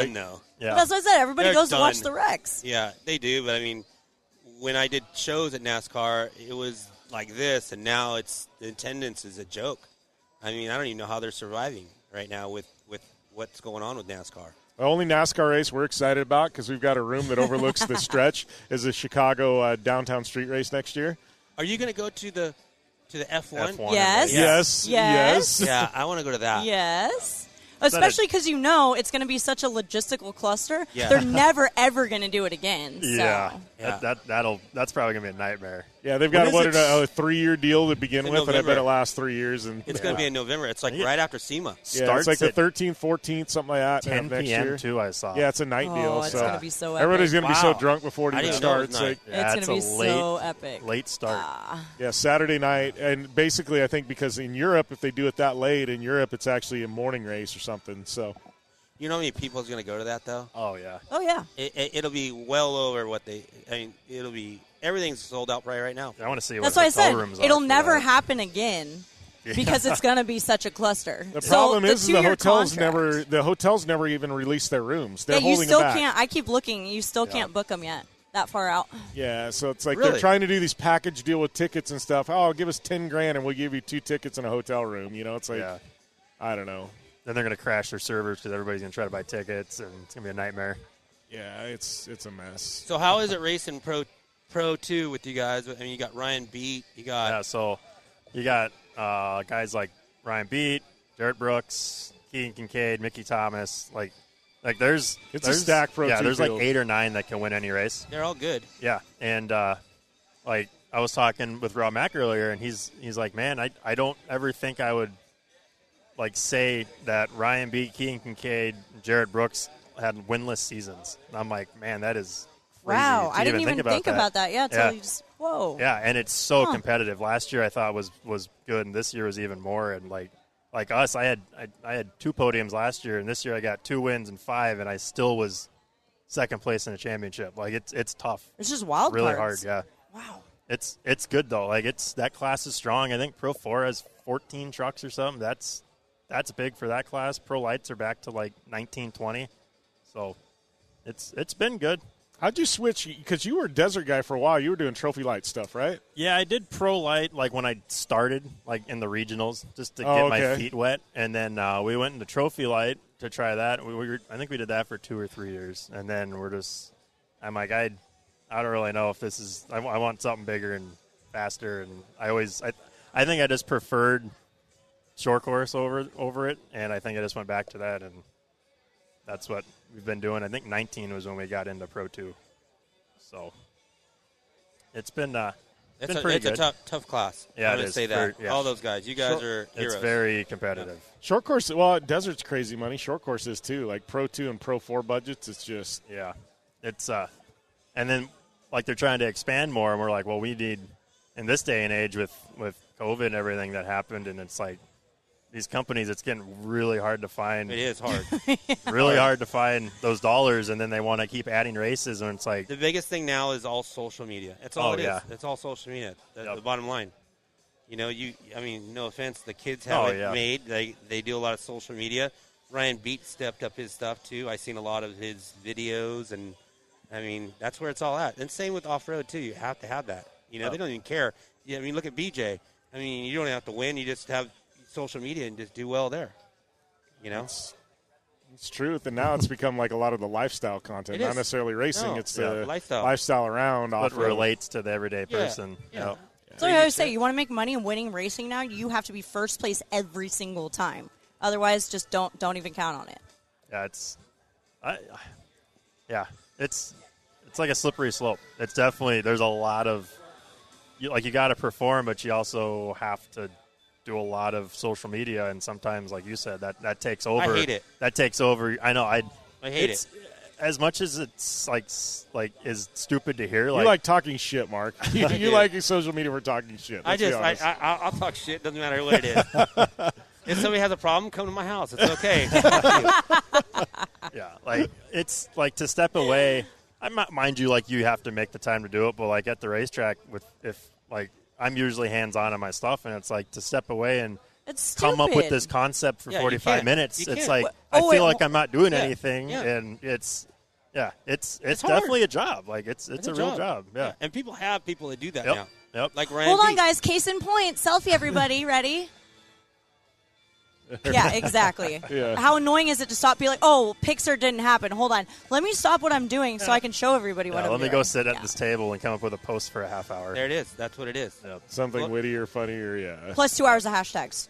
That's where I always squirrel out. I get distracted. I copy and paste notes. I have to learn all that. See, so but now Instagram is shadow banning people that do repetitive captions, So then now your stuff isn't getting seen. Yeah, it's like, what do you want us to do? Well, it's like this one. She's like, the greatest thing that ever happened was collab posts. So it's like, I send something, I'll just text her, just accept the invite, Brett, or tell It'll her, still just take accept 3 days for go. me to accept it. But because otherwise it would be like once every 6 months that I would go and put a social media post up, and he'd be like, oh, my God, like unicorn post over here, because I never did. And then it was one of those things where I had to help build the company's social, and I hated it so much because I was on the background of it. My personal one had nothing but like cars and plants and dogs. It had purposely, I didn't have anybody industry-wise added, no work. The girls have it easy, okay? Let's just be honest. It's all about tits and ass, and that's all there is, okay? Because that's the way it goes. It's easy for a girl. If you want to take the easy route. Yeah, there's a lot of girls that take the easy route. Exactly. We've had this conversation because there's girls like Maddie Wedeking, right? And she's not doing that. And, you know, and it's like a girl like that's got 10,000 followers. And I'm like, I'd much rather have her 10,000 followers or following her because she's a badass racer than 40 than 40 because she's bikini photos. Yeah. There's a lot of that, though. So it's like you do have girls taking the right route. It's just, and, you know, they're finding the same thing any of us do because they're doing it the right way, you know? Or you find somebody who has 100,000 followers and they only have, because they bought their followers, and now you 100 likes. That's it. Like, geez, that's exactly like that. Yeah. And the companies now are pretty savvy about that, so they know. Yeah. They know what the deal is. Yeah. But it also, I laugh because you say, oh, it only has X amount of followers. But now, even now, with all the insights and everything, I laugh because so many people, like, don't comment, don't do this or that. And then you'll look at something on the backside, and it's like, oh, but it went 50 messages because everybody's sitting there sending to their friends, saving it. Like, we have that a lot. It's not comments, crazy. but people are DMing it. We're like, why did this post have 57 DMs, so like, you know, but like 5 comments? I'll get a thing that says, like, oh, is something, you've reached 12,000 accounts this week. I'm like, on what? And I'll go look because it's all background. None of it is on that forward facing. It's just like, weird. Like the new Instagram Reels thing. Yeah. Like that's where it's going. It sucks because Instagram's about photos. So now you post a photo and you get nothing. But you post Reels and even that's hit and miss. Like I posted, I was Johnny and CJ Greaves that were giving fiberglass away. So they came over and grabbed a bunch of my stuff, and they're like, hey, give it away, whatever. So I posted, like, a video of everybody giving stuff away, and I tagged the series. And I said, man, this is awesome. Look at these fans, this, that.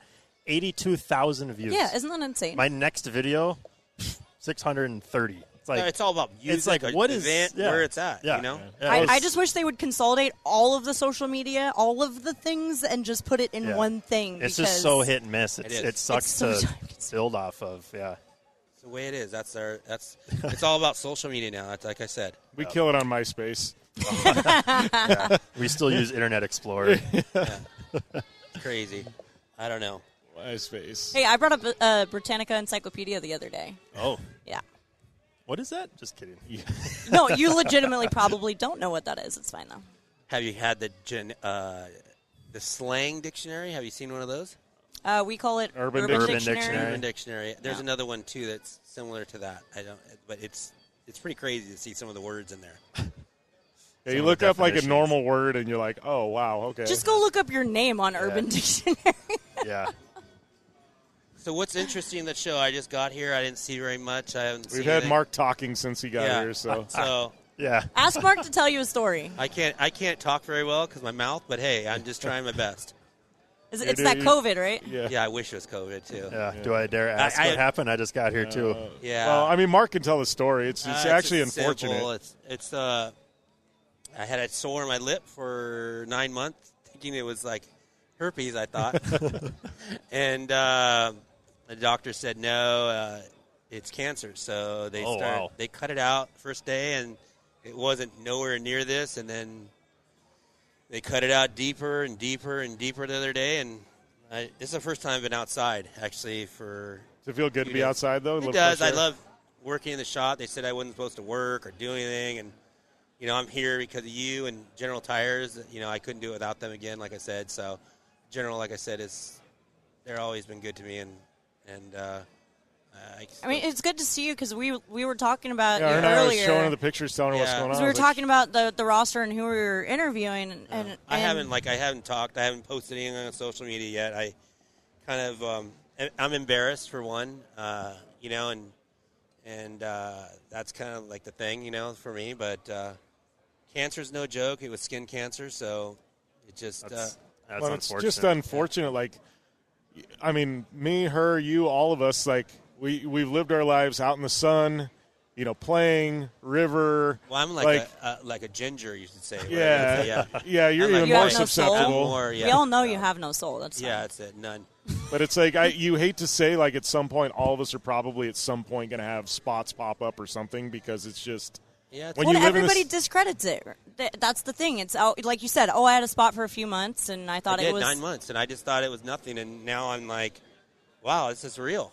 I didn't think it was that bad. When he dug out a little bit, and the doctor was no joke. He was like, "Oh, it's cancer. We're going to take it out right now," and just started numbing me up and just cut it out. And I'm like, "Oh shit!" And it was bad, but nothing like this. Like then I was in there, and I had to go through. I had to be there all day, going through, taking more and more and more out, and just go, wow, at least I'll be ready for Halloween, my face is ready to go. So, but and it puts a damper. At least the 1,000's not here yet, so I got some time to heal up. I got stitches all on my face, so, and I can't talk very well because I got all these stitches into your gums and face and side, and like today, I think I had a hash brown or something for the first time.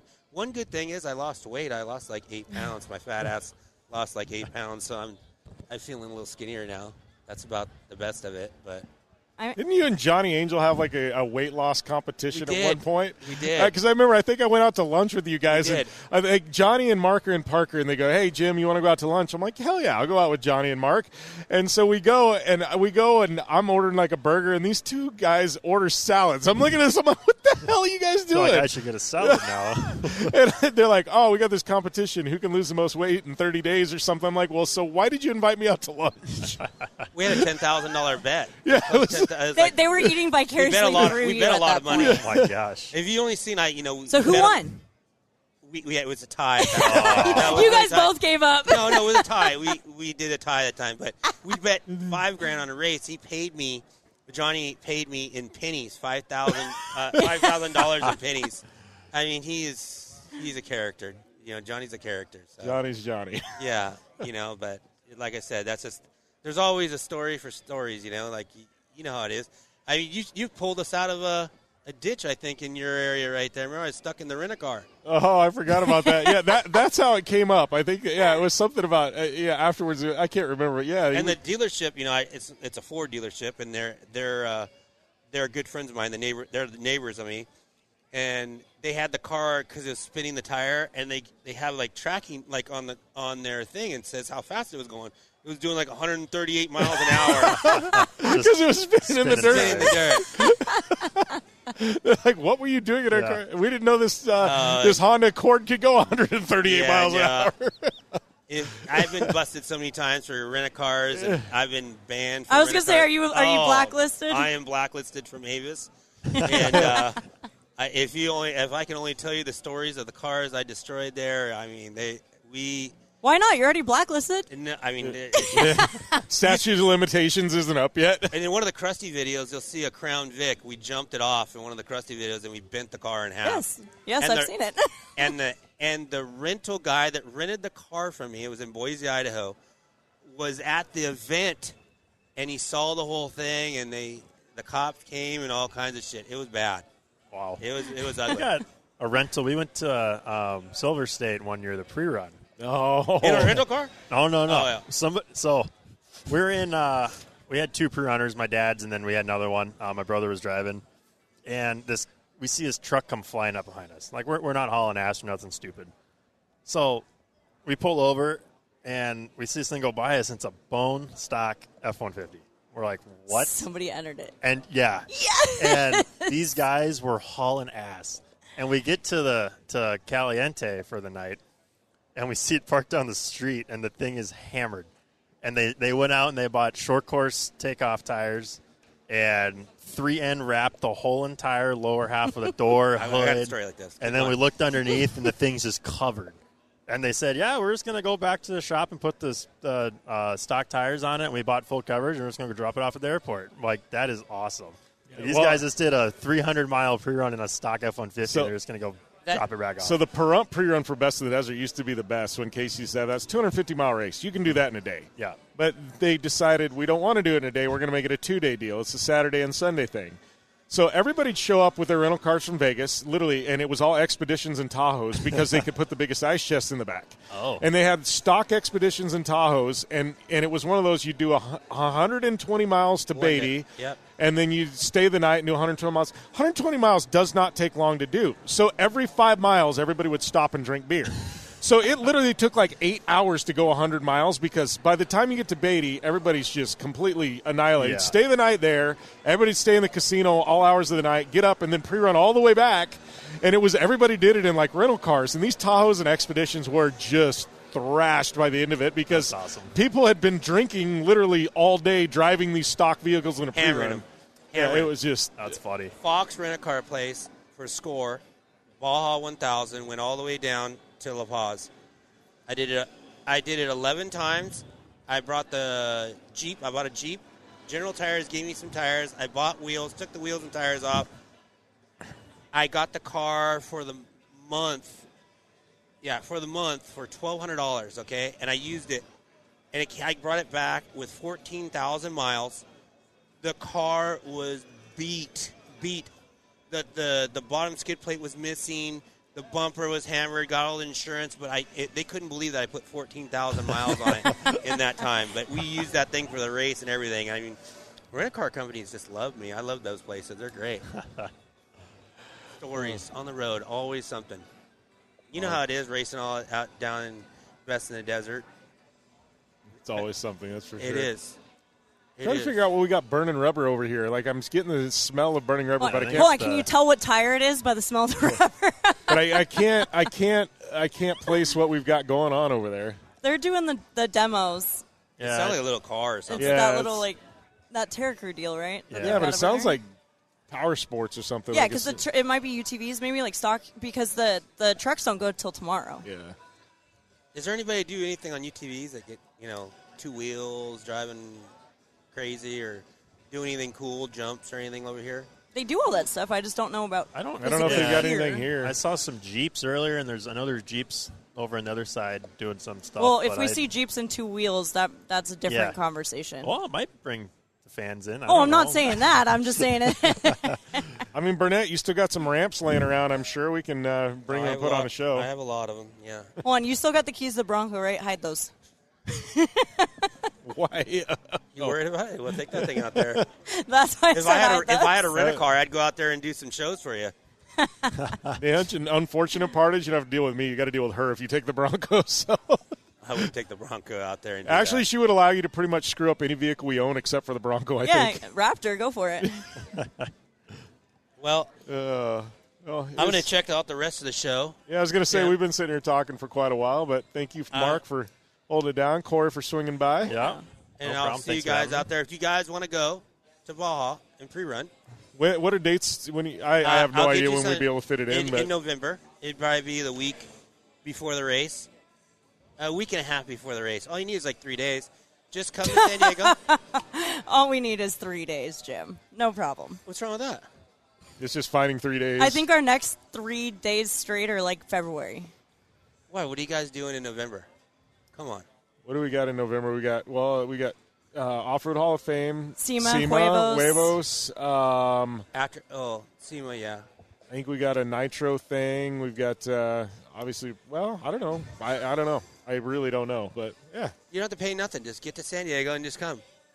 Well, don't twist my arm. I'm 100% a week ago, we were talking about doing Mexico, like, for Christmas, so I don't know. I won't be down there for that, but I go down there so much, just it's crazy, And then I got to go down on the 24th to Mark with Score and get them situated and get that stuff done. So we'll see. I mean, but if you guys want to go, I get you a car and you guys can come down and see. The want is there. We definitely will take you up on that offer. I just don't know when it's going to be. You can go in a car that's least fast, What do you see the Cowie we got being built?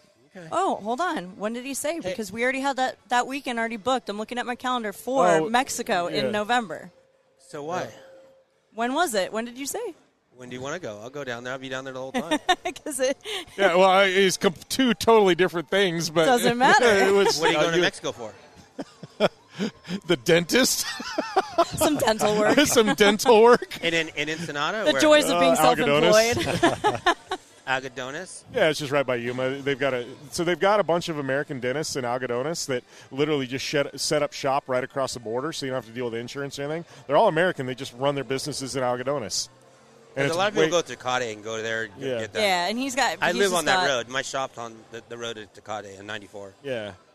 So if you guys want to go and come down there. I'm sure like Tecate, I'm sure like Tijuana, they've got a bunch of American dentists just set up shop across the border just like they do in Algodones. But yeah. You guys need to come. Don't be scared. Get some good food. I got some badass places we're going to stay down there. Like I said, you don't have to twist my arm. I love Baja. You know, both of you guys go down there and have a good time and relax and have fun driving. All right. Don't be scared. I'm not scared. Yeah. It's literally like just time. All right. Well, I'll see you guys then, and I'll give you a holler, and I appreciate being on the show today. Yeah, thanks, Mark. Thanks for stopping by. Thanks, Cory, for stopping by. Yeah, thank you and General Tire for having me. When it's time to replace the tires on your vehicle, General Tire delivers the tires you need for both your next big adventure and your daily commute. Whether you need all-season traction, lasting tread wear, or a quiet drive, General Tires are designed to deliver whatever life brings your way. From all-season ultra-high-performance tires for passenger cars and crossovers to extreme all-season mud terrain and tires for light trucks and SUVs, General Tire delivers great performance. To find your ideal tire, visit GeneralTire.com. General Tire, official tire of the Jim Beaver Show.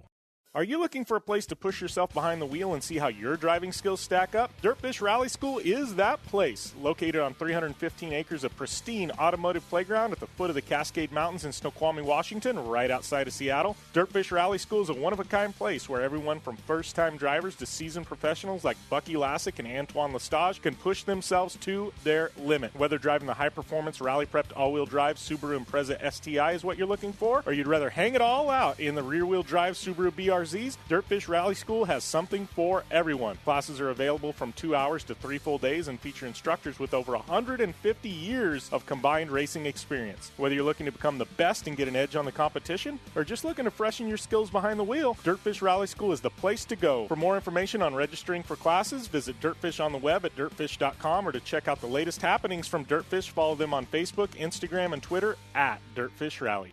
Life is all about sound, the sound of sports, the sound at the racetrack, and the sound of your vehicle.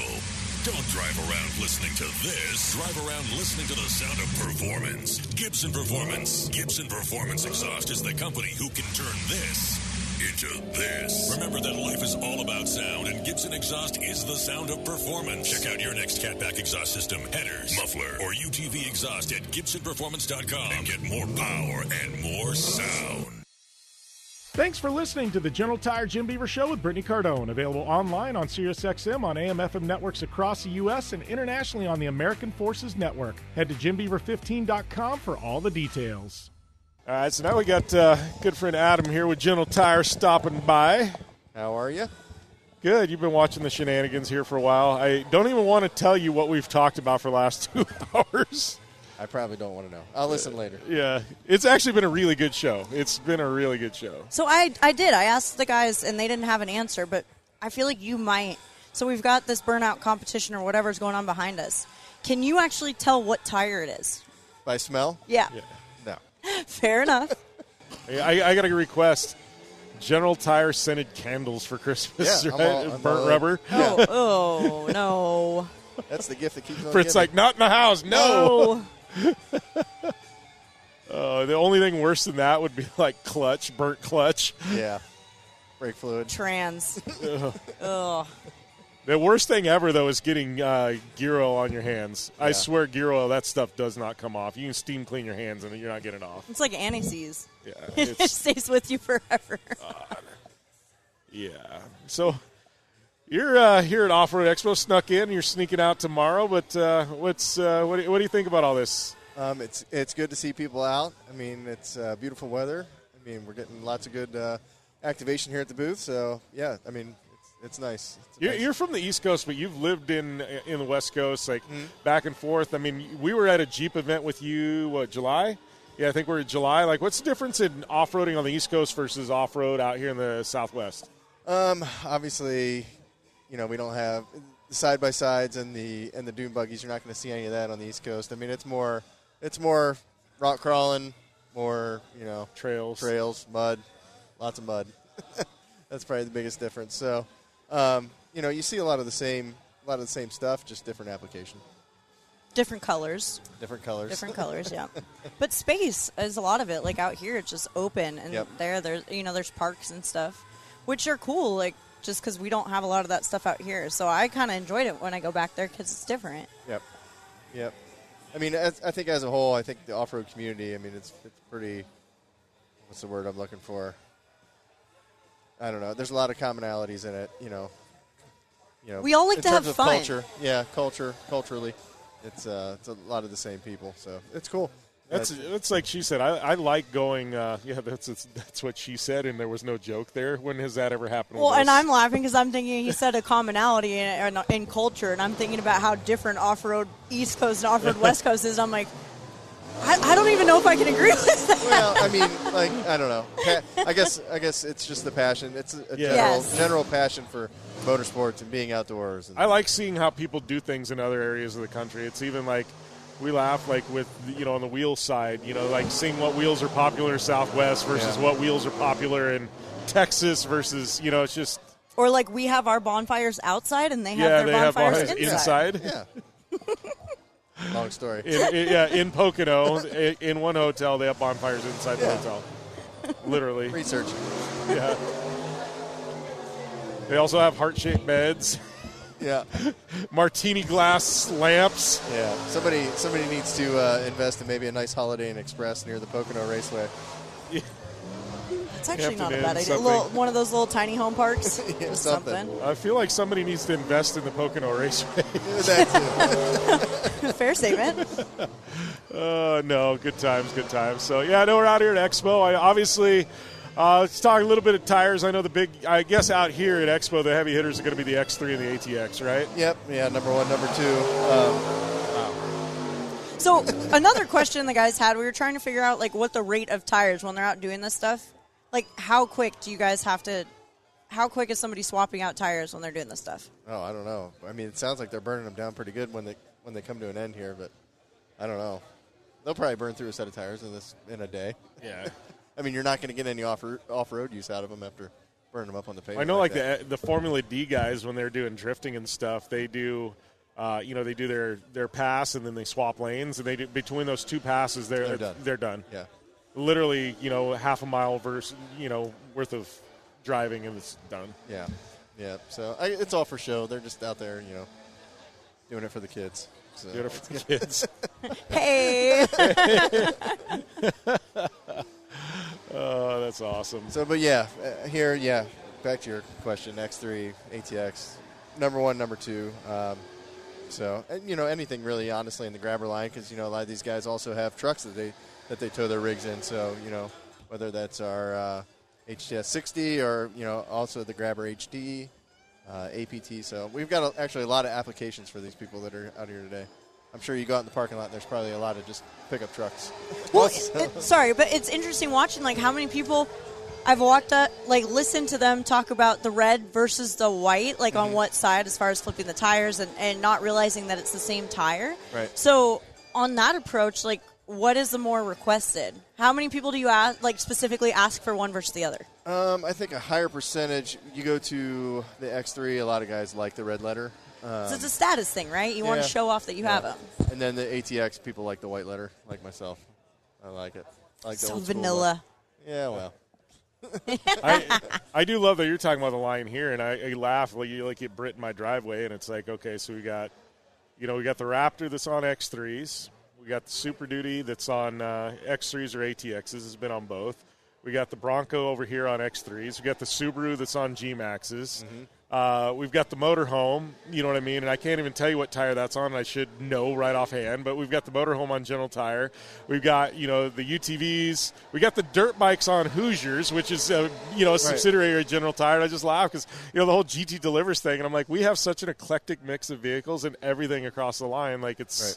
The trailer? Did you add the trailer? We do, but I don't technically know that those are trailer tires. So. Yeah, we don't manufacture trailer tires. But people like us still use them as trailer tires. Just kidding. And they last a lot longer than trailer tires. Yeah. Yeah. So, yeah. The box trucks on General Tire, like, Yeah, and I think that's a cool thing too. You come here, you come to a show like this, and people obviously recognize your off-road stuff, but then we have the chance to show them the different lineups. So it's cool. Yeah. I've converted a handful of people, and it's not the off-road guys. Yeah. It's actually just daily users, like my neighbor across the street, and it's because of the red labels on the Bronco. She saw it. She goes, "Oh, those are really nice tires." She knows nothing about off-road, nothing about whatever. She's like, "Those are really nice tires. I like those." And it's one of those, like, the pretty kind of conversation. And I was like, well, let me know, when you want some, and I'll help you get the right spec. And sure enough, went down the road and ordered a set of tires. I was like, yes. Yeah. Well, it's like we say, like, once you can get somebody on General Tire, they're generally a General Tire customer for life. Yeah, the brand loyalty is fantastic. Yeah, we even got Mom's Lexus on General Tire at this point. So. No, but like I said, like I'm the non-biased one. Obviously, now I've got a home, but I mean, I've driven on pretty much every UTV. Damn it, Jim! You gave me a home. So I can say truly, like I've driven on every major brand of tire in the last decade, and I was blown away. Like when I didn't realize the switch was really that much of a difference. Yeah. Like I said, going through snowdrift at faster than I should be, so I'm not going to say numbers, but like I was still will be impressed. Just had a buddy who had the old original Grabber red labels on his F-150s, lifted up 37s. And I kept looking at those things. I'm like, Chris, you got to swap them out. Dude, you've got to swap those tires out. You've got to get new tires. No, they're good. Like, I don't know how long you can get use out of a set of red label, like the original Grabbers, but this guy had to have had 100,000 miles on these things. And finally, the other day, the cords are starting to show through and everything. He's like, yeah, he goes, I think I need to get a set of tires. And he went to the local tire store and bought a set of 37-inch X3 red labels. You know? There you go. So, but he definitely got his use out of those. Those ones, I think he saved one of them because they were so bad. I need to say, I know he's got pictures of them. I'm going to text you a picture. You'll be like, oh, my gosh, this was. It's a sweet inside-out tire you got there. Yeah. You want to see how a tire's made? We could show you. Yeah, let's cut it up into chunks and have it here on display.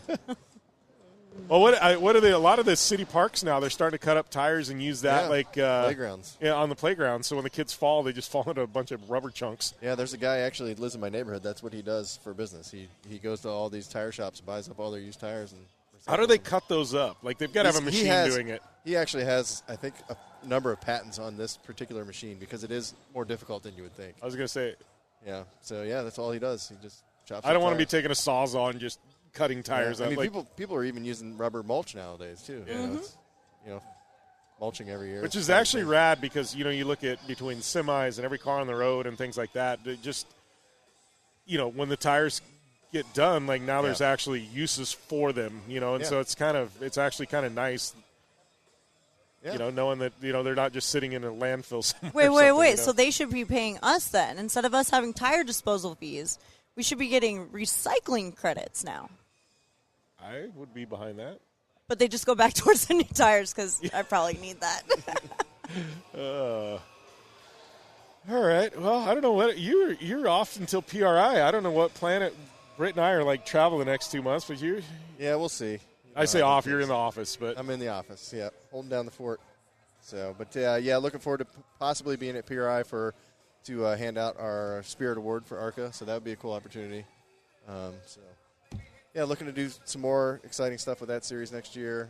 Obviously, be out at all. I like ARCA. That was my first ARCA race, and I really like that. And the good news is if you like that ARCA race, you're really going to like one at like Charlotte or something like that. Or like, I actually one that doesn't have a tornadoes warning halfway through. Yeah. I want to go to the ARCA race at Daytona. I've never been to Daytona. Yeah. I'm actually in a weird world. That's the one state, one of the few that I've never checked off. I've never even been to Florida. So wow, yeah, you definitely got to get down there. I'd love to go to that ARCA race next year. You'll know when he shows up, Florida man. Blah blah blah. Now, this is an off-air thing, but I saw that the other day. It's like, oh, you need to Google Florida man and your birthday. So I did like Florida man, December 22nd, and it was something that we can't even talk about on air. It's terrible. Literally couldn't talk about it on air. And so I laughed. I'm like, I'm going to do Brits. So I was like, oh, boy. Florida woman, May 11th. And I was like, this might actually be worse than the guy. For anyone listening, it's not actually me. Arizona just passed that law, too, so you can do it now with Arizona Man. Your name might actually pop up. Oh, bust Jim under. Oh, man. Yeah, but I don't know. Good time. Thanks for having us out, buddy. Not a problem. Thanks for being here, and have a good rest of the day here and today and tomorrow. And I think it's time to go watch some burnouts. Oh, we're giving away a set of General Tire, and what we have got the promotion go through the end of the month also. Yep, to the end of the month, you can save up to $100 in the form of a rebate on a Visa prepaid credit card. So check out your local dealer. Make sure you take advantage of that. I mean, $100 nowadays. I mean, $100, $100. That's a lot of money. So, it's like a quarter tank of gas. Yeah, exactly. Yeah, so and that's on all of our, that's on our most popular models. So X3s, ATXs, get out there, save some cash. That's a nice little rebate. Well, it's funny, too, because I was going to say, it's been a good promo. Because her mom, literally, I get a message from her mom. Not me. Him. He got a message. I get a message from her mom, which we're pretty much the same person at this point, but she still reached out to me, and she's like, I just saw the ad for General Tire. Do I really get $100 because the truck needs a new set of tires? And I was like, yeah, it's for real. She's like, do I order through you guys, or do I? How do I get this? And I'm like, all right, it's working. Yeah, just go to generaltire.com. I was like, when it gets mom's attention, you know it's working. So, yeah, it's good. Awesome, buddy. Well, right. we appreciate it. Thanks to all you guys for tuning in. We are going to sign off from this edition of the General Tire Jim Beaver Show with Brittney Cardone here at Off-Road Expo with General Tire. When it's time to replace the tires on your vehicle, General Tire delivers the tires you need for both your next big adventure and your daily commute. Whether you need all-season traction, lasting treadwear, or a quiet drive, General Tires are designed to deliver whatever life brings your way. From all-season ultra-high-performance tires for passenger cars and crossovers to extreme all-season mud terrain and tires for light trucks and SUVs, General Tire delivers great performance. To find your ideal tire, visit GeneralTire.com. General Tire, official tire of the Jim Beaver Show. Conditions off the pavement are always changing, so why settle for a light bar that just turns on and off? The Ridgid Adapt is a revolutionary new light bar that will automatically select from 8 beam patterns that range from a widespread 90-degree flood to a 15-degree spot based on your vehicle's speed. Try that with your knockoff light bar. A dash-mounted controller allows the user to toggle between adaptive mode, beam patterns, and RGBW accent lighting. With Adapt, it's easier than ever to own the night. Don't just shred your way through any off-road rugged terrain. Get into gear with GSP XTV and let us redefine your adventure. The GSP advantage of quality and performance sets a standard for UTV axles. We strive to provide premium ATV and UTV axles to keep you shreddy ready. Kick up some dirt and get in the driver's seat with GSP XTV. With over 35 years of experience, drive with a company you can trust. Drive with GSP. For more information, please visit us at gspxtv.com today. Social media? Yeah, we've got that. Jim Beaver 15 on all major platforms, and Jim Beaver Show, JB15 Group, and B Cardone 15 on the gram. And thank you guys for tuning into the General Tire Jim Beaver Show with Brittney Cardone from the General Tire booth at the Off-Road Expo. Good times. Thanks to Adam, Marc, Cory, George Hammel, obviously Brittney, who holds it down with me every single week. Thanks to all you guys for listening to the shenanigans, travels, and just home life Brittney and I throw at you guys. Appreciate it. I want to give a shout-out to our friends with Gibson Exhaust. They've got a podcast. They're a big sponsor of our podcast, but they've got their own podcast called the Lambo and Leroy Show. Brittney and I were actually just on site with them in SoCal, recorded a show. It's up on Apple Podcasts and on YouTube. It'll be up on our website shortly. But when you get the chance, please go over and watch that, man. It's a little behind the scenes. You guys are going to be laughing. It's hilarious. Lambo and Leroy Show on YouTube and on Apple Podcasts. It'll be on our website. Check it out. And we're actually going to drop that interview in our feed next week. So hopefully it'll help push some traffic to those guys. But, man, good stuff. It was a great time. And thanks for listening to this show. Once again, go over to Apple Podcasts, hit the subscribe button. I'm at Jim Beaver 15. She's at B Cardone 15. Big thanks to General Tire, Vision Wheel, Kawasaki, Ridgid Industries, Dirtfish, Gibson Exhaust, iRacing, GSP XTV axles, all of our amazing partners in the show. Couldn't do without you guys. You guys keep us cranking each and every week, and we really appreciate it. And thanks to all you listeners as well. I'm going to tap out here, but Britt and I, man, we got Cal 300, a show with Kawasaki coming up. We've got all kinds of good stuff. So, yes, lots more to come right here. Thank you guys for tuning in. See you next time right here on the General Tire Jim Beaver Show with Brittney Cardone.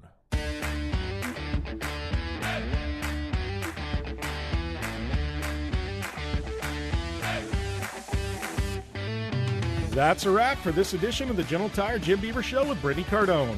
Don't forget to subscribe on Apple Podcasts and follow Jim Beaver 15, B Cardone 15, and Jim Beaver Show on social media. We're also on the web. Hit us up at jimbeaver15.com for all the latest. We'll see you next time.